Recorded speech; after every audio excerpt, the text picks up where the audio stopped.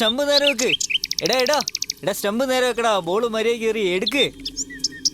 എടാ വാടാ. എടാ എടുക്ക്, ബോൾ എടുക്ക്. എടാ ബോൾ എടുക്കടാ, വാ. എടാ ക്യാച്ച് ചെയ്യടാ. എടാ പിടിക്കടാ, പിടിക്ക്. എടാ ബോൾ വേഗം ഫാസ്റ്റ് ആയിട്ട് എറിയണ്ട്, വേഗം എറിഞ്ഞ്. നിനക്കൊന്നും കളിക്കാൻ അറിയില്ലടാ, നീ ഒന്നും മിണ്ടാതിരിക്കടാ.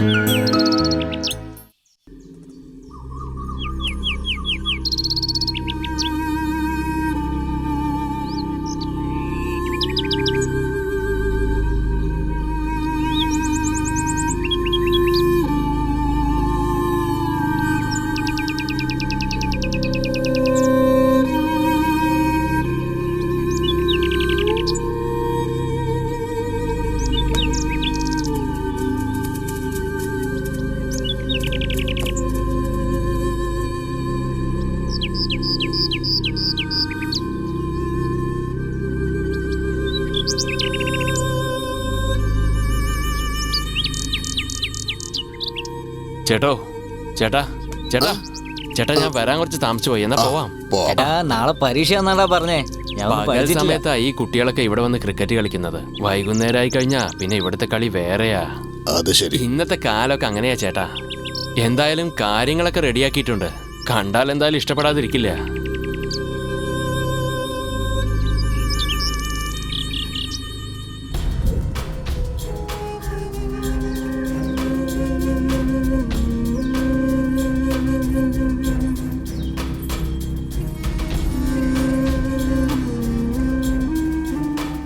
ഇവന്റെ ഒരു കാര്യം. എടാ രാത്രി മുഴുവൻ കവിത ചൊല്ലി എന്റെ ജീവൻ എടുത്തു. എന്നിട്ടിപ്പോ വീണ്ടും തുടങ്ങിയോ? വെക്കടാ ഫോൺ. അമ്മേ 5000 രൂപ അക്കൗണ്ടിൽ ഇട്ടിട്ടുണ്ട്, സൂക്ഷിച്ച് ചെലവാക്കണേ. ഞാൻ പിന്നെ വിളിക്കാട്ടോ.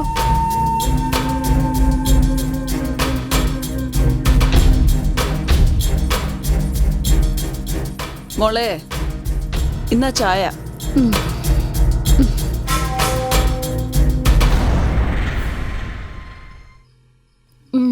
മമ്മി ഇന്നലെ കുള്ളൻ വിളിച്ചിരുന്നു. ഏതോ ഒരു എഴുത്തുകാരൻ അഭിലാഷെന്നോ ശേഖരനെന്നോ പറഞ്ഞു. ഇന്റർവ്യൂ എടുക്കണോന്ന്. 10 മണിക്ക് വരാന്ന് പറഞ്ഞിരിക്കുക. എന്ത് ഇന്റർവ്യൂവാ? ഓരോരുത്തരും സൂഹിക്കാനാണ് ഇങ്ങോട്ട് വരുന്നത്. നമുക്ക് എന്തിനായി ഇന്റർവ്യൂ അല്ല. വിട്ടേക്ക് മമ്മി, നമ്മുടെ ഈ ജീവിതത്തിൽ ഇങ്ങനെയെങ്കിലും ഒരു സന്തോഷം കിട്ടട്ടെ. ആ പിന്നെ ഇന്ന് ഉച്ചയ്ക്ക് നല്ല രുചിയുള്ള ബീഫ് ഫ്രൈ ഉണ്ടാക്കണേ. നല്ല മൊരിഞ്ഞിരിക്കണം. നീ പറഞ്ഞതുപോലെ ഞാൻ ഉണ്ടാക്കാം.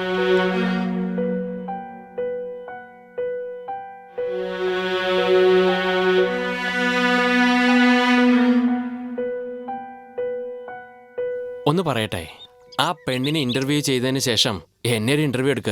രാഷ്ട്രീയത്തിലുള്ള പല വമ്പന്മാർ ഇന്ന് എന്റെ കയ്യിലുണ്ട്. പിന്നെ ഞാൻ ആരുടെ അടുത്തും പോയി ഓച്ചാനിച്ചൊന്നും നിൽക്കില്ല. എന്തെങ്കിലും കേസിൽ അകപ്പെട്ടിട്ടുണ്ടെങ്കിൽ അവര് വന്നെന്നെ പുറത്തെടുക്കുന്നേ. അല്ല, അങ്ങനൊന്നും അല്ല ഏട്ടാ. ഞാൻ അകത്ത് പോയാ ഇവന്മാരായിരിക്കല്ലോ ശരിക്കും കൊടുങ്ങുക.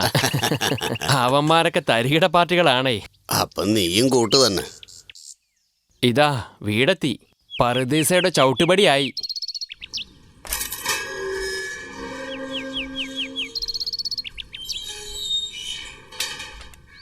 കെട്ടിടം പഴയതാ, പക്ഷേ അകത്തൊക്കെ പുത്തം പുതിയതാ. ഒരു കാര്യം അറിയോ, പണ്ടത്തെ കാലത്ത് അവർ മേടിച്ചിട്ടതുകൊണ്ട് ഇപ്പൊ കിടക്കാൻ പറ്റുന്നുണ്ട്.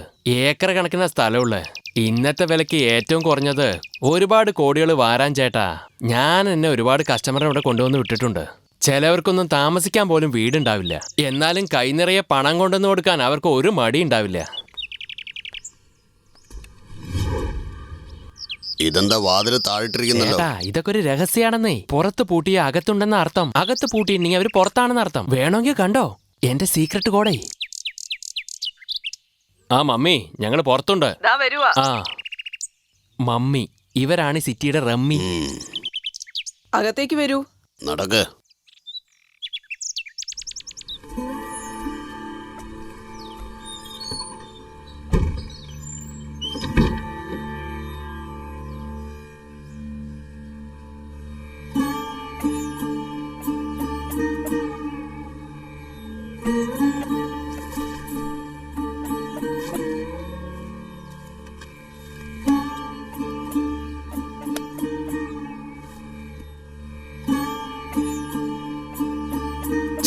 പണം ചോദിക്കാന്ന് കരുതി പണ്ടാരങ്ങൾ ഫോൺ എടുക്കുന്നില്ല. ഓ സോണിയാണല്ലേ. ആപ്പിളൊക്കെ ഇപ്പൊ വളരെ ചീപ്പാണല്ലോ. ക്ഷമിക്കണം, കുറച്ച് താമസിച്ചു പോയി. ആക്ച്വലി ഈ സമയത്ത് ഞങ്ങൾ ഉറങ്ങാറാണ് പതിവ്. എന്നും ഉച്ചയ്ക്ക് 3 മണിക്ക് എഴുന്നേക്കാറ്. ഇന്നിപ്പോ നിങ്ങൾ വരുമെന്ന് പറഞ്ഞതുകൊണ്ടാ. ക്ഷമിക്കു പെങ്ങളെ, ഇത് എന്റെ ഒരു പ്രധാനപ്പെട്ട ഇന്റർവ്യൂ ആ. അതുകൊണ്ടാണ് ഞാൻ നിങ്ങളെ ബുദ്ധിമുട്ടിച്ചത്. തീർച്ചയായിട്ടും നിങ്ങൾക്ക് ഇത് ഉപയോഗമുള്ളതായിരിക്കും. ഇതിലെന്താ സാറേ ഇത്ര ബുദ്ധിമുട്ടുള്ളത്? ഞങ്ങളെ ബഹുമാനിച്ച് ഇന്റർവ്യൂ എടുക്കാൻ വന്നില്ലേ, അത് തന്നെ ഞാൻ വലിയൊരു കാര്യമായിട്ട് എടുക്കുന്നത്. ഇത് എന്റെ ഒരു പ്രധാന ലേഖനമാണ്. കുറെ കാര്യങ്ങൾ ചോദിച്ചറിയാനുണ്ട്. ദാ ചായ കുടിച്ചാട്ടെ.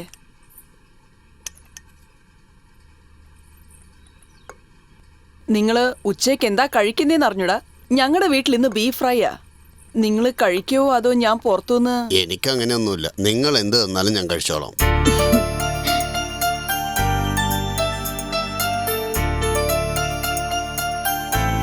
ഇതിൽ 5000 ഉണ്ട്. അല്ല, ഞങ്ങൾക്ക് പണമൊന്നും വേണ്ട. അങ്ങനെയൊന്നും പറയണ്ട, ചെലവിന് ഇരുന്നോട്ടെ. വാങ്ങിച്ചോളൂ.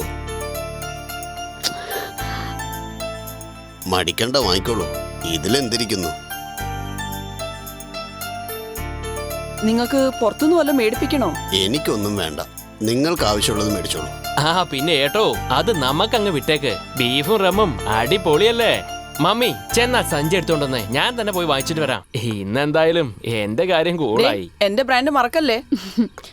പറയൂ സാർ, സാറിന് എന്താ അറിയണ്ടേ? പെങ്ങളെ, ഇത് സാധാരണ ഇന്റർവ്യൂ, ഒരു TV ഇന്റർവ്യൂ അല്ല. 1 മിനിറ്റ്, ഞാൻ ഒന്ന് റെക്കോർഡ് ചെയ്യട്ടെ.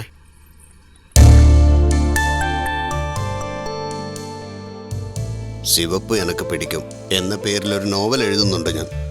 ഒരു എഴുത്തുകാരൻ വ്യഭിചാരിപ്പണി ചെയ്യുന്നവരെ നേരിട്ട് ചെന്ന് ഇന്റർവ്യൂ ചെയ്യുന്നു. ഞാൻ എഴുതുന്ന കഥയുടെ ഉള്ളടക്കം ഇതാണ്. ഇത് അടിപൊളി ടൈറ്റിലാണല്ലോ. വളരെ നന്ദി പെങ്ങളെ. എന്നെ സംബന്ധിച്ചിടത്തോളം ശൗരപ്പണി ചെയ്യുന്നവനും വേശ്യാവൃത്തിപ്പണി ചെയ്യുന്നവരും മറ്റാരേക്കാളും ഒരു പടി ഉയരത്തിൽ തന്നെയാണ്. ഈ 2 പേരും അവരുടെ അടുത്തേക്ക് വരുന്ന കസ്റ്റമറുടെ ജീവിതാനുഭവങ്ങൾ മുഴുവനും കേട്ടറിഞ്ഞ് ശരിക്കും പക്വതയുള്ളവരാവുന്നു. സത്യം പറഞ്ഞ സലൂണിലും ഇവിടെയുമാണ് ഒരു ഒത്തൊരുമ കാണുന്നത്.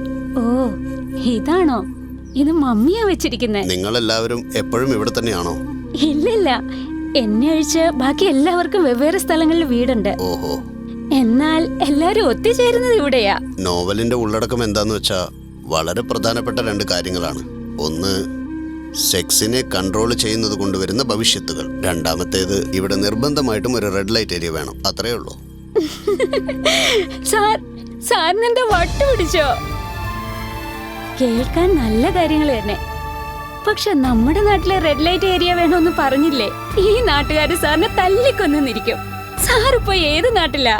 പൂച്ചയ്ക്കാര് മണികെട്ടെന്നുള്ളതാണ് ഇവിടുത്തെ വിഷയം. അതുകൊണ്ട് ആദ്യത്തെ മണി ഞാൻ തന്നെ കെട്ടിക്കളയാന്നങ്ങ് കരുതി. എന്തായാലും പ്രശ്നം ഉണ്ടാക്കാൻ തന്നെ തീരുമാനിച്ചു അല്ലേ? വലിയൊരു ലഹള തന്നെ നടക്കും. കണ്ടിന്യൂ ചെയ്തോളൂ. എത്രമാത്രം കസ്റ്റമർ ഇതുവരെ നിന്റെ അടുത്ത് വന്നിട്ടുണ്ടാവും. വന്നവരൊക്കെ അവരുടെ കാമം തീർക്കാനും സുഖം അനുഭവിക്കാനും വന്നവരാണെന്ന് എനിക്ക് തോന്നുന്നില്ല. അതിനുമപ്പുറം മനസ്സിലെ വിഷമങ്ങൾ കാരണം വന്നവരാണെന്നാണ് എന്റെ ധാരണ. അതൊക്കെ നമുക്ക് പിന്നീട് സംസാരിക്കാം. നീ പഠിച്ചവളാണെന്നാണ് ഞാൻ അറിഞ്ഞത്. പിന്നെ എങ്ങനെ നീ ഇങ്ങനെയായി?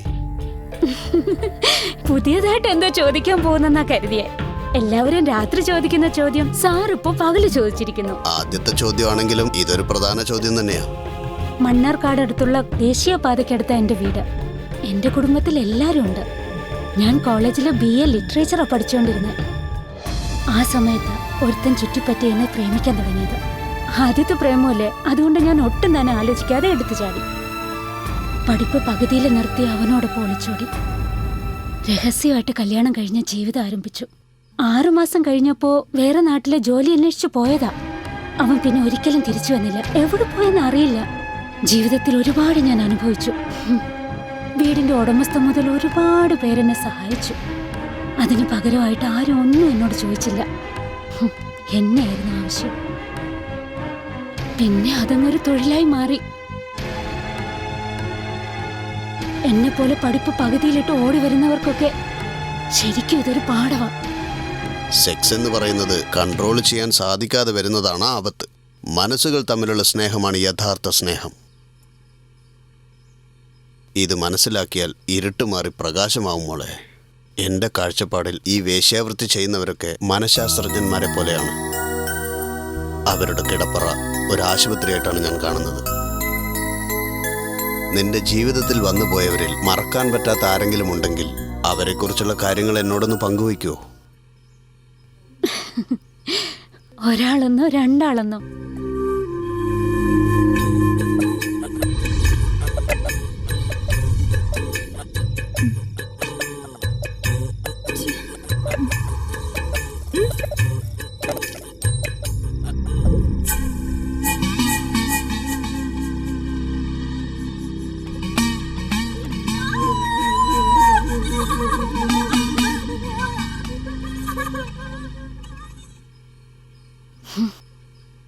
ഇവരെല്ലാം മിക്കപ്പോഴും വന്നു പോകുന്ന സാഡിസ്റ്റുകളാ. ആ, കുറെ നാളുകൾക്ക് മുമ്പ് ഒരു സ്റ്റുഡന്റ് എൻ്റെ അടുത്ത് വന്നിരുന്നു. Somebody's gonna love you.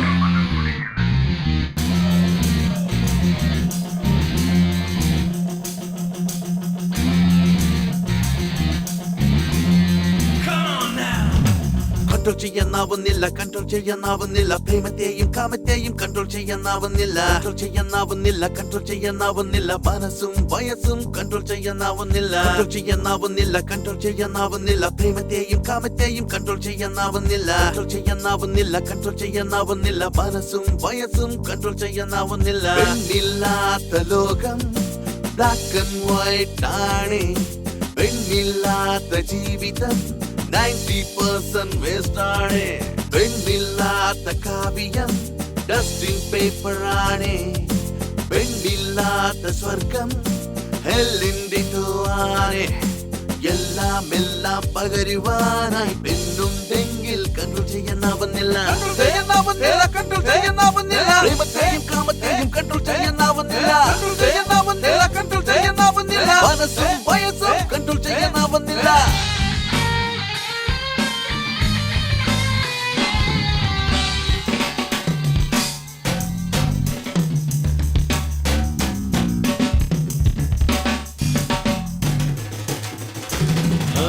മനസ്സിൽ പെണ്ണിനെ കണ്ടാൽ ആശ മുളയ്ക്കും, പക്ഷേ അടുത്ത് ചെന്നാൽ ഒന്ന് മേഘമാകും.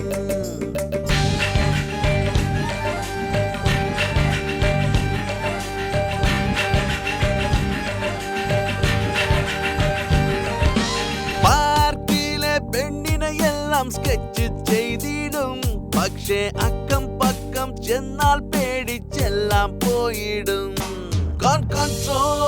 കൺട്രോൾ ചെയ്യാനാവുന്നില്ല, കൺട്രോൾ ചെയ്യാൻ പറ്റുന്നില്ല. ഇനി ഞാൻ എന്തു ചെയ്യും, കണ്ണിൽ നോക്കാതെ മുഖം നോക്കി കൂടെ പോന്നോട്ടെ ഞാൻ വന്നു നിൽക്കു ബേബി, നിൽക്കു ഞാനും സുന്ദരൻ തന്നെ.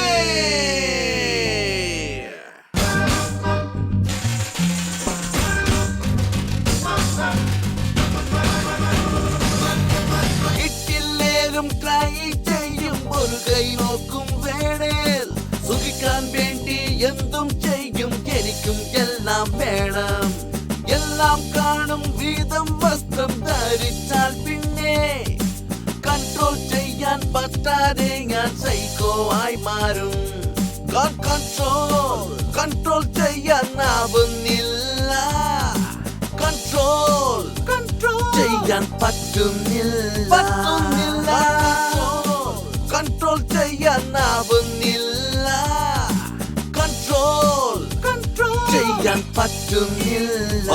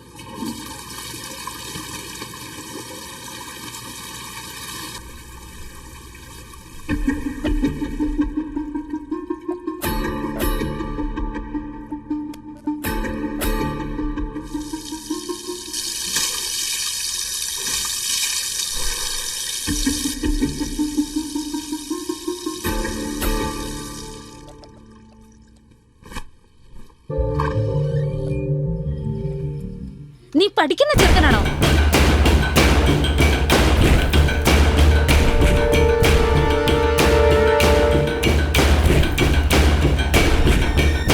പറയാ, നീ +2 പഠിക്കുന്നത്? എന്തേ സ്റ്റുഡന്റ് ആണെന്ന് കരുതി പൈസ മേടിക്കാതിരിക്കോ? ഇല്ലല്ലോ, പിന്നെന്തുവാ? എന്നാ ടിപ്സ്.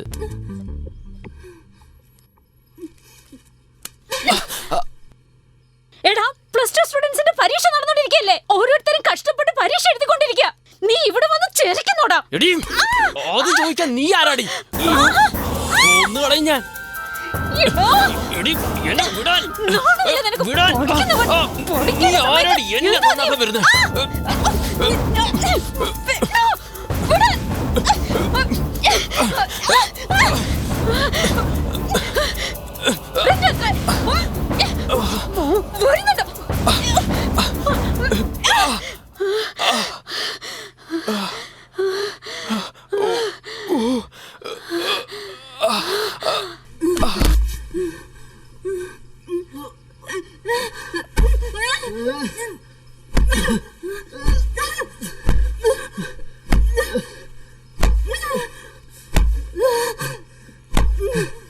നിർത്തടി.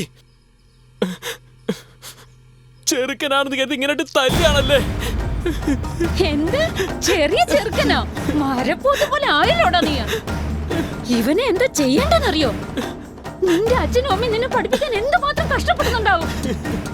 പഠിക്കേണ്ട പ്രായത്തിൽ ഇവൻ നാണം കൊണ്ടും പ്രവൃത്തിയായിട്ട് തുടങ്ങുക. കാര്യം അറിയാത്ത സംസാരിക്കാൻ നിൽക്കരുത്.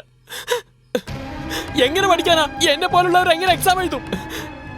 ഇപ്പോഴേ 3 എക്സാം മോശമായിട്ട് എഴുതിയിരിക്കുന്നത്. തലയ്ക്ക് വട്ട് പിടിക്കുന്ന പോലുണ്ട് എനിക്ക്. എന്റെ അടുത്തിരിക്കുന്നവൻ എനിക്ക് വൃത്തികെട്ട പടങ്ങൾ കാണിച്ചു തരുന്നു. എന്റെ അപ്പുറത്തിരിക്കുന്നവളാണെങ്കിൽ സ്കൂൾ യൂണിഫോം തോട കാണിക്കുന്ന രീതിയിലാണ് ഡെയിലി ഇട്ടോണ്ട് വരുന്നത്. ഞാനൊരു ആൺകുട്ടിയല്ലേ? ഏതെങ്കിലും ഒറ്റ കറക്കെടുക്കാന്ന് വെച്ചാ ഒരുത്തേ പോലും എനിക്ക് കിട്ടുന്നില്ല. എല്ലാം പഠിച്ച കള്ളികളാ, വല്ലാതെ ചുറ്റിക്കുന്നു.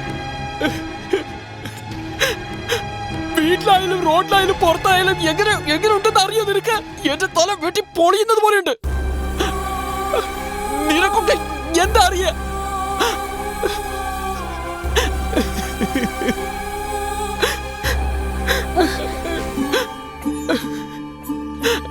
ഇങ്ങോട്ട് നോക്കടാ.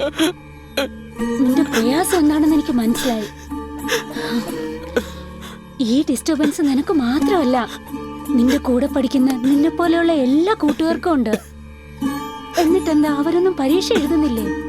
അവരൊക്കെ നന്നായിട്ട് പഠിക്കുന്നില്ലേ? എല്ലാം മനസ്സാ കാരണം. ഇതൊക്കെ ഞങ്ങളുടെ സ്ഥിരം തൊഴിലാ. നിന്നെ പോലെയുള്ള ചെറുക്കന്മാർക്ക് ജീവിതം ഒരുപാട് ബാക്കിയുള്ളതല്ലേ? ഇങ്ങോട്ട് നോക്ക്, ഓരോന്നിനും ഓരോ സമയമുണ്ട്. വിത്ത് വിതയ്ക്കാൻ ഒരു സമയം, വിളവെടുക്കുന്നതിനൊരു സമയമുണ്ട്. നമ്മുടെ എല്ലാ അതാത് പ്രായത്തിൽ പല അനുഭവങ്ങൾക്കും ഒരു സമയമുണ്ട്. ഓരോ പ്രായത്തിലും ഓരോന്ന് ചെയ്യണമെന്ന് ഭഗവാൻ എഴുതി വെച്ചിട്ടുണ്ട്. അത് നമ്മളായി മാറ്റിയാൽ നമ്മുടെ മനസ്സ് മാത്രമല്ല, നിന്റെ ജീവിതം തന്നെ നശിച്ചു പോവും. ഇങ്ങനത്തെ വൃത്തികെട്ട വിചാരം കൊണ്ട് നടന്ന ആരാണ് നിന്നെ പ്രേമിക്കാൻ വരുന്നേ? ആദ്യം ഈ വിചാരമൊക്കെ ദൂരെ എടുത്ത് കളയ. നിന്റെ മൈൻഡിനെ കൺട്രോൾ ചെയ്യാൻ പഠിക്ക. ഇപ്പൊ തോന്നിയതുപോലെയൊക്കെ ചെയ്ത പിന്നെ കല്യാണം കഴിഞ്ഞ് കുടുംബമൊക്കെ ആയി കഴിയുമ്പോ പല പല ആശുപത്രികളിൽ നീ കയറി ഇറങ്ങേണ്ടി വരും. ഭാവിയിൽ നിനക്കൊരു പെണ്ണുണ്ടെന്ന് വിചാരിക്കുക. അവളുടെ ജീവിതത്തിൽ നീ ഒരുത്തനെ ഉള്ളൂന്ന് നീ ദൃഢമായി വിശ്വസിക്ക. അന്നേരം നിനക്ക് മനസ്സിലാവും. നീ ഇങ്ങോട്ട് നോക്ക്. സ്വന്തം അച്ഛനും അമ്മയും അധ്യാപകരും പറഞ്ഞു തരാൻ പറ്റാത്ത കാര്യങ്ങളാ. എന്നെ പോലുള്ള ഒരുത്തിക്ക് ഇതെല്ലാം പറഞ്ഞു തരാൻ കഴിയും. ഒരുപാട് പേര് ഞാൻ കണ്ടിട്ടുണ്ട്. പഠിക്കേണ്ട പ്രായത്തിൽ ഞാൻ പ്രേമിച്ച് നടന്ന് സെക്സിന് അടിമയായി ജീവിതം നശിപ്പിച്ചു കളഞ്ഞു. ഇപ്പൊ വൃത്തികെട്ട ജീവിതവുമായി. അടുത്ത നിന്റെ ചോദ്യം എന്താണെന്ന് എനിക്ക് നന്നായി അറിയാം. എന്തേ, ജോലിയെടുത്ത് ജീവിച്ചൂടെ എന്നല്ലേ? എന്താടാ, ശരിയല്ലേ ഞാൻ പറഞ്ഞേ? ഇതിനേക്കാളും വേദനിക്കുന്ന ജീവിതം ലോകത്തിലെ വേറെ ഒന്നുമില്ല. ഇന്ന് ഞാനും ഒരു തൊഴിലാളിയാ. ഒന്ന് പറയട്ടെ, നീ വളരെ ചെറുപ്പവാ. നിനക്കിപ്പോ ഒരു കുഴപ്പമില്ല. മറ്റുള്ളവർക്കൊക്കെ എന്റെ സ്വഭാവമാണെന്ന് പറയാൻ പറ്റില്ല. ഇത്രയും ചെറുപ്പത്തിൽ നിനക്ക് എയ്ഡ്സ് വന്ന നീ എന്ത് ചെയ്യും? ഈ സെക്സിന്റെ കാര്യം നീ മനസ്സിൽ നിന്ന് എടുത്തു കളയുന്നത് ഏറ്റവും നല്ലത്. എന്നാലും നിനക്ക് രക്ഷയുള്ളൂ. ചാരിത്രം എന്നത് പെണ്ണുങ്ങൾക്ക് മാത്രമല്ല, അത് ആണുങ്ങൾക്കും പറഞ്ഞിട്ടില്ല. അപ്പൊ എനിക്ക് ഭാര്യയായി വരുന്നവൾ നല്ലവളാണെന്ന് ഞാൻ എങ്ങനെ വിശ്വസിക്കാനാ? എടാ, നീ എന്തിനാ വേണ്ടാത്ത കാര്യങ്ങളൊക്കെ ഇങ്ങനെ ചിന്തിച്ചു കൂട്ടുന്നത്? നീ നല്ലവനായിട്ട് നിന്റെ ഭാര്യ തെറ്റ് ചെയ്യുകയാണെങ്കിൽ നിനക്കുള്ള നല്ല സ്വഭാവം അവള് മാറ്റിയെന്നിരിക്കും. മറിച്ച് നിന്റെ ഭാര്യ നല്ലവളായിട്ട് നീ തെറ്റ് ചെയ്താ അവളും തെറ്റിലേക്ക് പോയില്ലേ?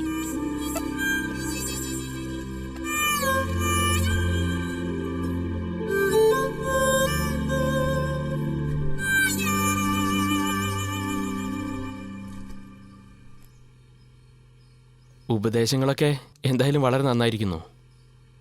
പക്ഷേ എനിക്കത് ഫോളോ ചെയ്യാൻ പറ്റുമെന്നറിയില്ല. ഒരു 2 മണിക്കൂർ കഴിഞ്ഞോട്ടെ. ഞാൻ പോയതിന് ശേഷം നീ ഇവിടുന്ന് അങ്ങോട്ട് പോയാൽ മതി. അവിടെ നിക്കടാ. ദേവി ഇത് നിന്റെ ഈ പഠിക്കേണ്ട പ്രായത്തില് ഇങ്ങനെ വഴിതെറ്റിയ ജീവിതം ജീവിക്കല്ലേ പ്ലീസ്.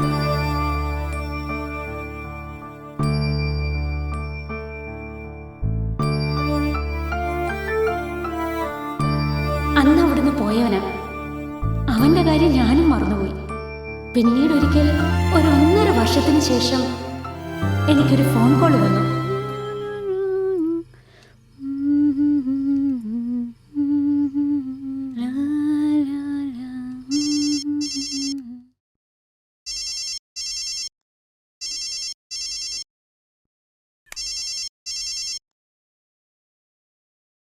ഹലോ, ഞാൻ കണ്ണനാ സംസാരിക്കുന്നത്. ഏത് കണ്ണനായത്? എനിക്ക് മനസ്സിലായില്ലല്ലോ. നിന്റെ കയ്യിൽ നിന്ന് കുറെ അടി മേടിച്ചില്ലേ, അതേ കണ്ണൻ തന്നെയാ. നിനക്ക് സുഖമാണ് കണ്ണ? ഞാൻ സുഖായിരിക്കുന്നു. അന്ന് നിന്റെ സംസാരം കേട്ടപ്പോ എനിക്ക് ഭയങ്കര ദേഷ്യം തോന്നി. എന്റെ കൂടെ പഠിച്ചവരൊക്കെ കോളേജിലേക്ക് പോയി. ഞാൻ മാത്രം പഠിക്കാതെ മോശം കുട്ടിയായി ലാസ്റ്റ് ബെഞ്ചിൽ തന്നെയായിരുന്നു. പിന്നൊരു കാര്യം, ഒരു ഗുഡ് ന്യൂസ് ഉണ്ട്. ഞാനും +2 പാസ്സായി. ഇപ്പോ കോളേജിൽ ജോയിൻ ചെയ്തു. ഇതിനൊക്കെ നിന്റെ ഉപദേശം കാരണം. അതുകൊണ്ട് ഒരു താങ്ക്സ് പറയാനാ ഞാനിപ്പോ വിളിച്ചത്. ഇപ്പൊ എനിക്ക് സമാധാനായി. താങ്ക്സ് എന്ന് കരുതി വളരെയധികം സന്തോഷിക്കരുത്. നീയും പഠിച്ച് പരീക്ഷ എഴുതാൻ നോക്ക്. Okay okay, bye. ബൈ. ഇതുപോലെയുള്ള ടീനേജേഴ്സ് ഒരുപാട് ഡിസ്റ്റർബ്ഡ് ആയിട്ടുണ്ട്, പെൺകുട്ടികളടക്കം.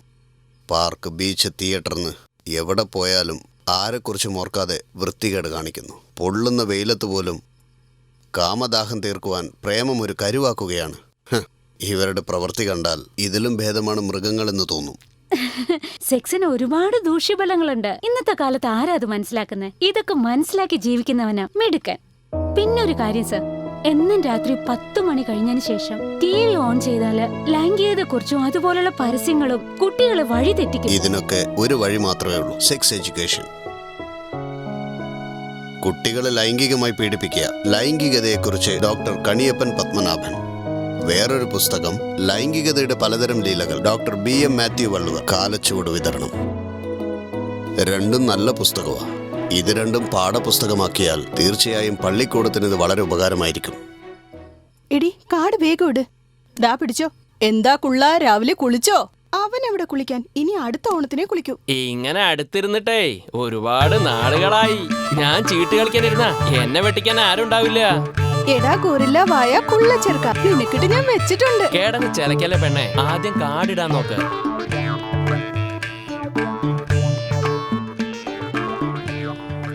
കാട് ശരിക്ക് വരുന്നേയില്ല. ഒരു കട്ടിങ് ഇട്ടാ ശരിയാവും. അങ്ങനെ തോന്നുന്നുണ്ടോ?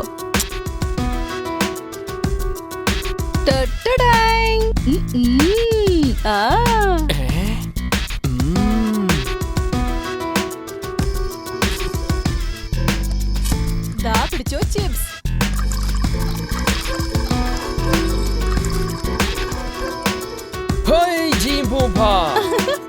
ഗോറില്ല വായൻ. Joker joker joker joker joker joker joker joker. ആരാണടാ നീ? എന്താണ് നീ പറയുന്നത്? നാട് നന്നാക്കിയോ? നാട്ടുകാരെ നന്നാക്കിയോ അതോ രാഷ്ട്രീയക്കാർക്ക് കഞ്ഞിക്ക് ചമ്മന്തി അരയ്ക്കാൻ പോയോ നീ മോഷ്ടാവാണോ അതോ തരികടയാണോ? എങ്ങനെയുണ്ട് എന്റെ അഭിനയം? കൊള്ളാമോ? Thank you. Super sir. Jancy എന്റെ മനസ്സെപ്പോഴും പറയുന്നൊരു വാക്കാണ് ജാൻസി. നീ എങ്ങോട്ട് പോയാലും പുറകെ വരും ഈ കുറിപ്പ്. എന്റെ ഈ മനസ്സിൽ പ്രിയ ജാൻസി നീയാണോ? എടോ നായരെ, അടുത്ത വരി എന്താടോ? നിൻ നിഴൽ കാണാൻ കൊതിച്ചിരിപ്പു ഞാൻ ഉൻ തളികെ.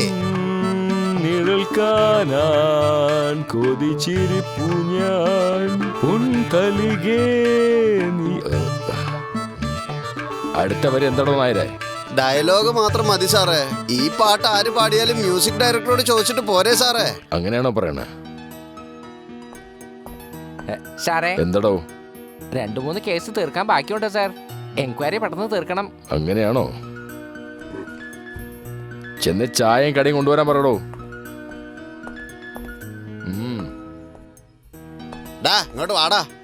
സാറേ, ഇന്നലെ വൈൻ ഷാപ്പ് ലീവായിരുന്നു. അതുകൊണ്ട് ഇവൻ അവിടെ വെച്ച് വലിയ പ്രശ്നം ഉണ്ടാക്കുമായിരുന്നു. അതുകൊണ്ടാ കസ്റ്റഡിയിൽ വെച്ചിരുന്ന ഇവനെ ഇങ്ങോട്ട് കൊണ്ടുവന്നത്. എന്താടാ വല്ല പ്രശ്നം ഉണ്ടാക്കിയാ? ഞാൻ ഒരു തെറ്റും ചെയ്തിട്ടില്ല സാറേ. പ്രശസ്തനായ ആളുടെ ജന്മദിനം ആയതുകൊണ്ട് എല്ലാ കടകളും അടച്ചിരിക്കുന്നു സാറേ. ഇതേ ദിവസം തന്നെ കോടിക്കണക്കിന് കുട്ടികൾ ജനിച്ചിട്ടുണ്ടാവും സാറേ. അപ്പൊ ഒരു ദിവസമാണോ അതോ 1 കോടിയാണോ വലുത്? ഒന്ന് പറഞ്ഞേ സാറേ. അപ്പൊ വൈൻ ഷോപ്പ് തുറക്കും സാറേ. എന്നാ കുടിച്ചിട്ട് പോയി കിടന്നോ? സാർ എന്തടോ ഒന്ന് നിന്നേ. ഇത്രയും ചെറിയ കേസൊന്നും അറസ്റ്റ് ചെയ്യാൻ പറ്റില്ലേ? പറഞ്ഞു വിട്ടോ അവനെ. എടാ പോടാ പോടാ. സാറേ, എടോ നായരെ, ആ പെണ്ണിനോട് ഫോൺ ചെയ്തേ. ഇന്നലെ തൊട്ട് കാശ് ചോദിച്ചോണ്ടിരിക്കുക, ഒരു റെസ്പോൺസും ഇല്ല.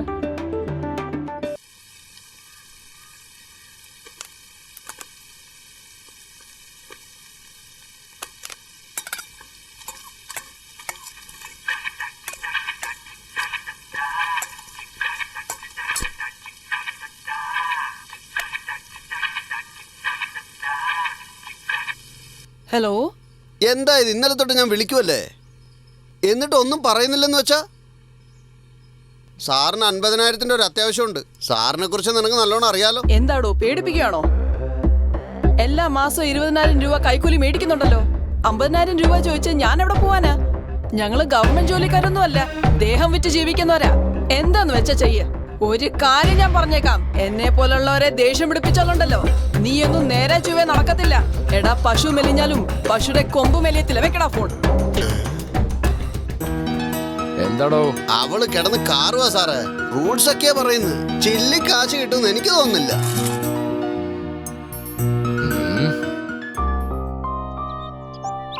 ഇന്നൊക്കെ പത്രം എടുത്താലേ കൊലയും ആത്മഹത്യയൊക്കെ കാണാറുള്ളൂ. ഇന്നത്തെ കാലത്ത് അധികവും കൊലപാതകം ചെയ്യുന്നത് അധികവും നല്ല കുടുംബത്തിൽപ്പെട്ടവരാ. എനിക്കെന്തോ എല്ലാവരും ഒരു അക്യൂസ്ഡ് മൈൻഡോടെ ജീവിക്കുന്നെന്നാണ് തോന്നുന്നത്. കൊലപാതകവും ആത്മഹത്യയും വെച്ച് നോക്കുമ്പോൾ 2 കാരണങ്ങളാ. ഒന്ന് പണമും മറ്റൊന്ന് സെക്സും. സ്നേഹിച്ചൊളിച്ചോടുന്നവരെക്കാളും കപട പ്രേമം അഭിനയിച്ചൊളിച്ചോടുന്നവരാണ് കൂടുതലും. എല്ലാത്തിനും കാരണം മനസ്സാ.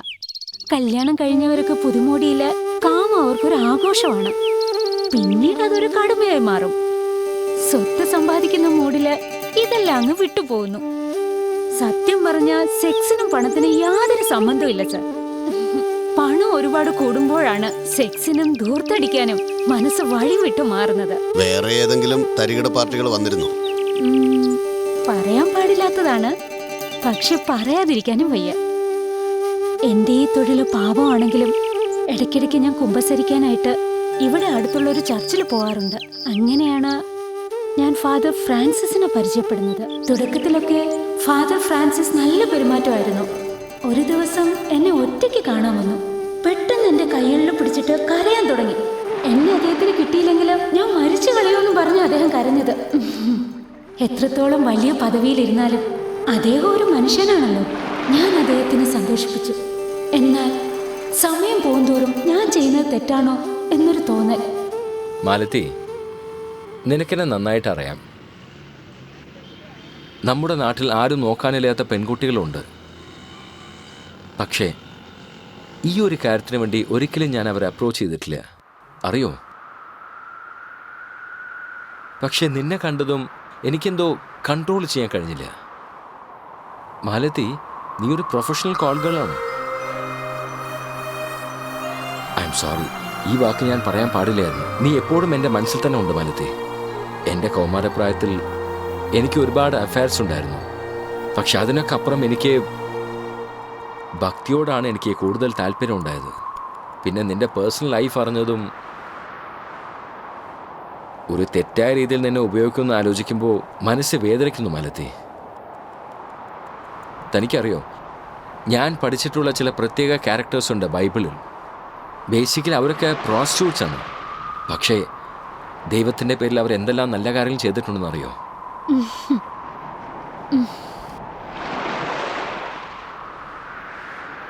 എന്താണത്? ഓ, ബൈബിള് ബാഗിനകത്തന്നെ വെച്ചിരിക്കുക.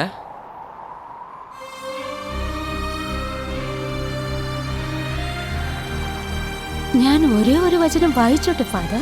എൻ്റെ അടുത്തോ? പ്രൊസീഡ്. മത്തായി 21:31. അപ്പോൾ യേശു അവരെ നോക്കി, നല്ലവരും വേശ്യകളും നിങ്ങളെക്കാളും മുമ്പിൽ അവരായിരിക്കും ദൈവരാജ്യത്തിൽ പ്രവേശിക്കുന്നു എന്നത് ഇത് സത്യപ്രവചനമായി ഞാൻ നിങ്ങളെ അറിയിക്കുന്നു. അത് ചോദിക്കുന്നതുകൊണ്ട് തെറ്റിദ്ധരിക്കരുത്. പറഞ്ഞോളൂ. ഒരു പ്രാവശ്യം എന്ന് പറഞ്ഞിട്ട് എത്ര തവണയായി ഇത് റിപ്പീറ്റ് ചെയ്യുന്നത്? പാപികൾക്ക് വഴികാട്ടിയായ നിങ്ങൾ ചെയ്യുന്നതെല്ലാം വലിയ പാപം തന്നെയല്ലേ?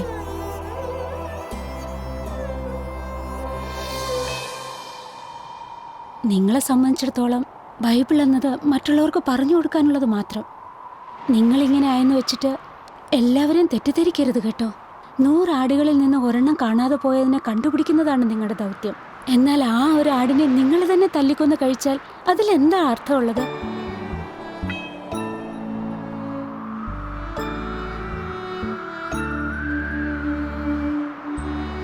ഫാദർ ഫ്രാൻസിസ് അന്ന് വളരെ ദേഷ്യം പിടിച്ചാണ് പോയത്. പിന്നെ ഒരിക്കൽ ഞാൻ അദ്ദേഹത്തിനെ തേടി ചർച്ചിൽ പോയപ്പോൾ ഫാദർ ആ ജോലി ഉപേക്ഷിച്ചു പോയെന്നാണ് ഞാൻ അറിഞ്ഞത്.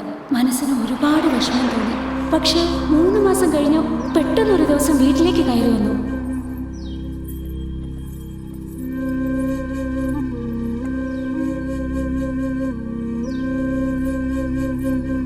കറക്റ്റ് നേരത്തിലാണ് നീ എൻ്റെ കണ്ണ് തുറന്നത് മാലതി. ഞാൻ ചെയ്ത തെറ്റ് ഞാൻ തന്നെ ന്യായപ്പെടുത്തി തന്നെ ഞാൻ ഒരുപാട് വിഷമിപ്പിച്ചിട്ടുണ്ട്. I am very sorry. ഇവൾ എൻ്റെ ഭാര്യയാണ്. കഴിഞ്ഞ ആഴ്ചയായിരുന്നു ഞങ്ങളുടെ വിവാഹം. ഫാദറായിട്ടല്ല, ഒരു മനുഷ്യനായി. She's A widow. ഇവൾക്ക് എന്നെ കുറിച്ച് എല്ലാം അറിയാം. ഭാര്യയുടെ അടുത്തൊന്നും ഒളിച്ചു വെക്കരുത്. അതാണ് ഒരു ഭർത്താവിന്റെ ശരിക്കുള്ള കൺഫെഷൻ. ഇതുവരെ ഞാൻ ചെയ്തതൊക്കെ ഒരു വലിയ തെറ്റ് തന്നെയാ. പക്ഷെ ഇപ്പൊ ഞാൻ ചെയ്തത് ഒരു വലിയ പുണ്യം തന്നെയാ. എന്നാ ഞാൻ കഴിക്കാൻ ആഹാരം എടുത്തു വെക്കട്ടെ? അതിൻ്റെ ഒന്നും ആവശ്യമില്ലെന്നേ. We are going to settle in Malaysia. Father, ഞാൻ കാരണം അങ്ങയുടെ മനസ്സിൽ എന്തെങ്കിലും മുറിവ് പറ്റിയിട്ടുണ്ടെങ്കിൽ എന്നോട് ക്ഷമിക്കണം. ഞങ്ങൾക്ക് വേണ്ടി ഫാദർ പ്രാർത്ഥിക്കണം. താനാടോ ഞങ്ങൾക്ക് വേണ്ടി പ്രേ ചെയ്യേണ്ടത്?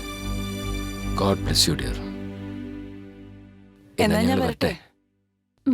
വരട്ടെ മമ്മി. ഞങ്ങൾ പോകുന്നു.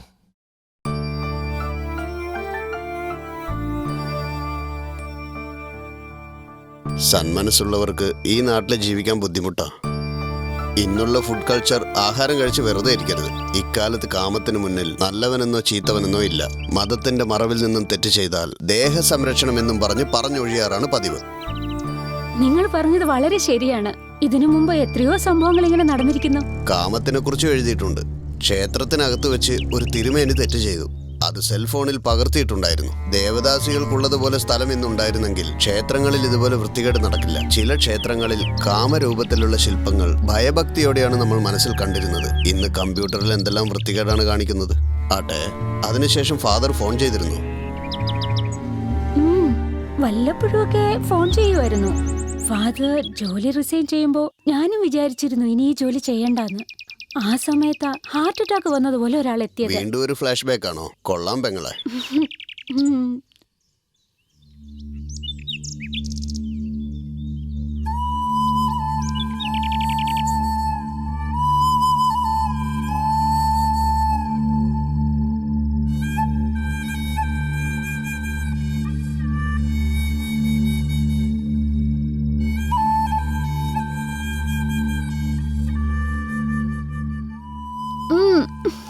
ഇന്നൊരു ദിവസത്തേക്ക് റെസ്റ്റ് എടുക്കാന്ന് വിചാരിച്ചതാ.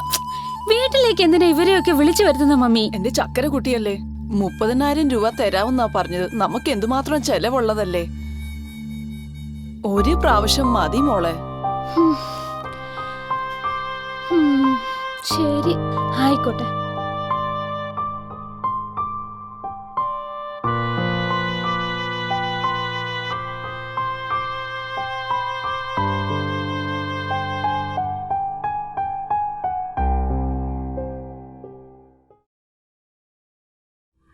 ഒരു കാര്യം പറയാം, തെറ്റിദ്ധരിക്കരുത്. ഇത് ഞങ്ങൾ താമസിക്കുന്ന വീടാ. പണത്തിന്റെ ബുദ്ധിമുട്ടുള്ളതുകൊണ്ടാ ഈ കാര്യം ഞാൻ സമ്മതിച്ചത്. കഴിക്കാൻ എന്താ വേണ്ടേ?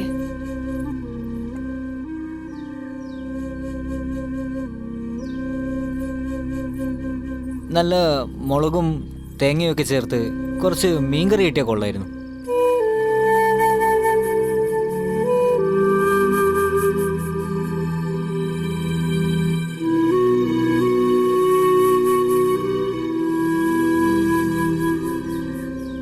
പോലീസുകാർക്കും ഗവൺമെന്റിനും ഞാൻ തീവ്രവാദിയാണ്. റെയിൽവേ സ്റ്റേഷനിലും ബസ് സ്റ്റാൻഡിലും ഒക്കെ കിടന്നുറങ്ങിയാൽ ഞാൻ കുടുങ്ങിയാനെ. പിന്നെ ജീവിതത്തിൽ എനിക്ക് ആകാശം കാണാൻ പറ്റില്ല. നന്നായിട്ട് ഭക്ഷണം കഴിച്ചും നന്നായിട്ട് ഉറങ്ങിയിട്ടും ഞാൻ എത്ര നാളെയെന്നറിയോ സഹോദരി.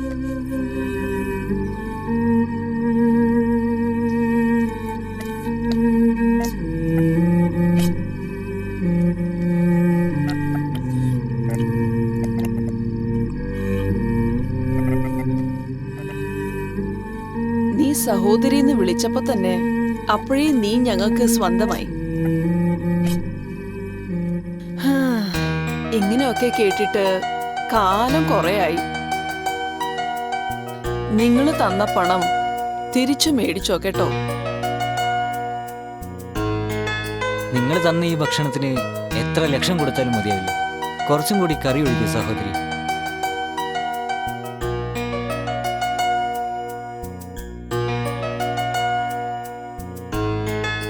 എല്ലാവർക്കും ഉണ്ട് ഓരോരോ ബുദ്ധിമുട്ടുകൾ. ഞങ്ങൾ എന്താ മനസ്സമാധാനമായിട്ട് ഉറങ്ങുന്നെന്നാണ് വിചാരിക്കുന്നത്? സംരക്ഷിക്കാൻ ആരും കൂടെയില്ല. പോലീസും നിയമങ്ങളും റൗഡികളും എല്ലാം. ഇതെല്ലാം തന്നെ വേണ്ടാന്ന് വെച്ചിട്ട് ഏതെങ്കിലും മടത്തിൽ പോയി ചേർന്നാൽ മാന്യമായിട്ട് ജീവിക്കാമായിരുന്നു.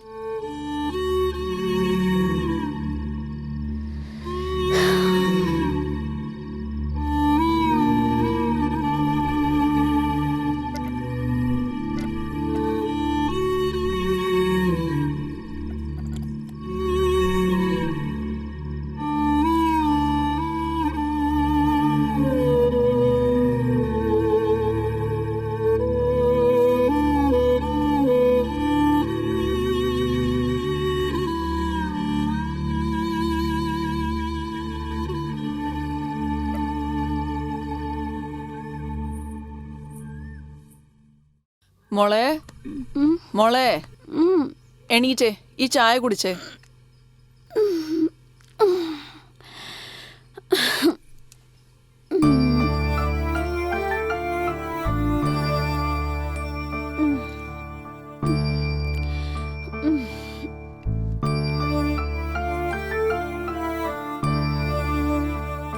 മമ്മി, അയാള് പോയോ? അയാൾ അപ്പൊ തന്നെ എണീറ്റ് പോയി മോളെ. അയാള് തന്ന പണം കൊടുത്തിട്ട് മേടിച്ചില്ലെന്നേ. അയാളെ ദൈവം അറിഞ്ഞുകൊണ്ട് ഇങ്ങോട്ട് അയച്ചതാ. ദേ തുടങ്ങി ശല്യം.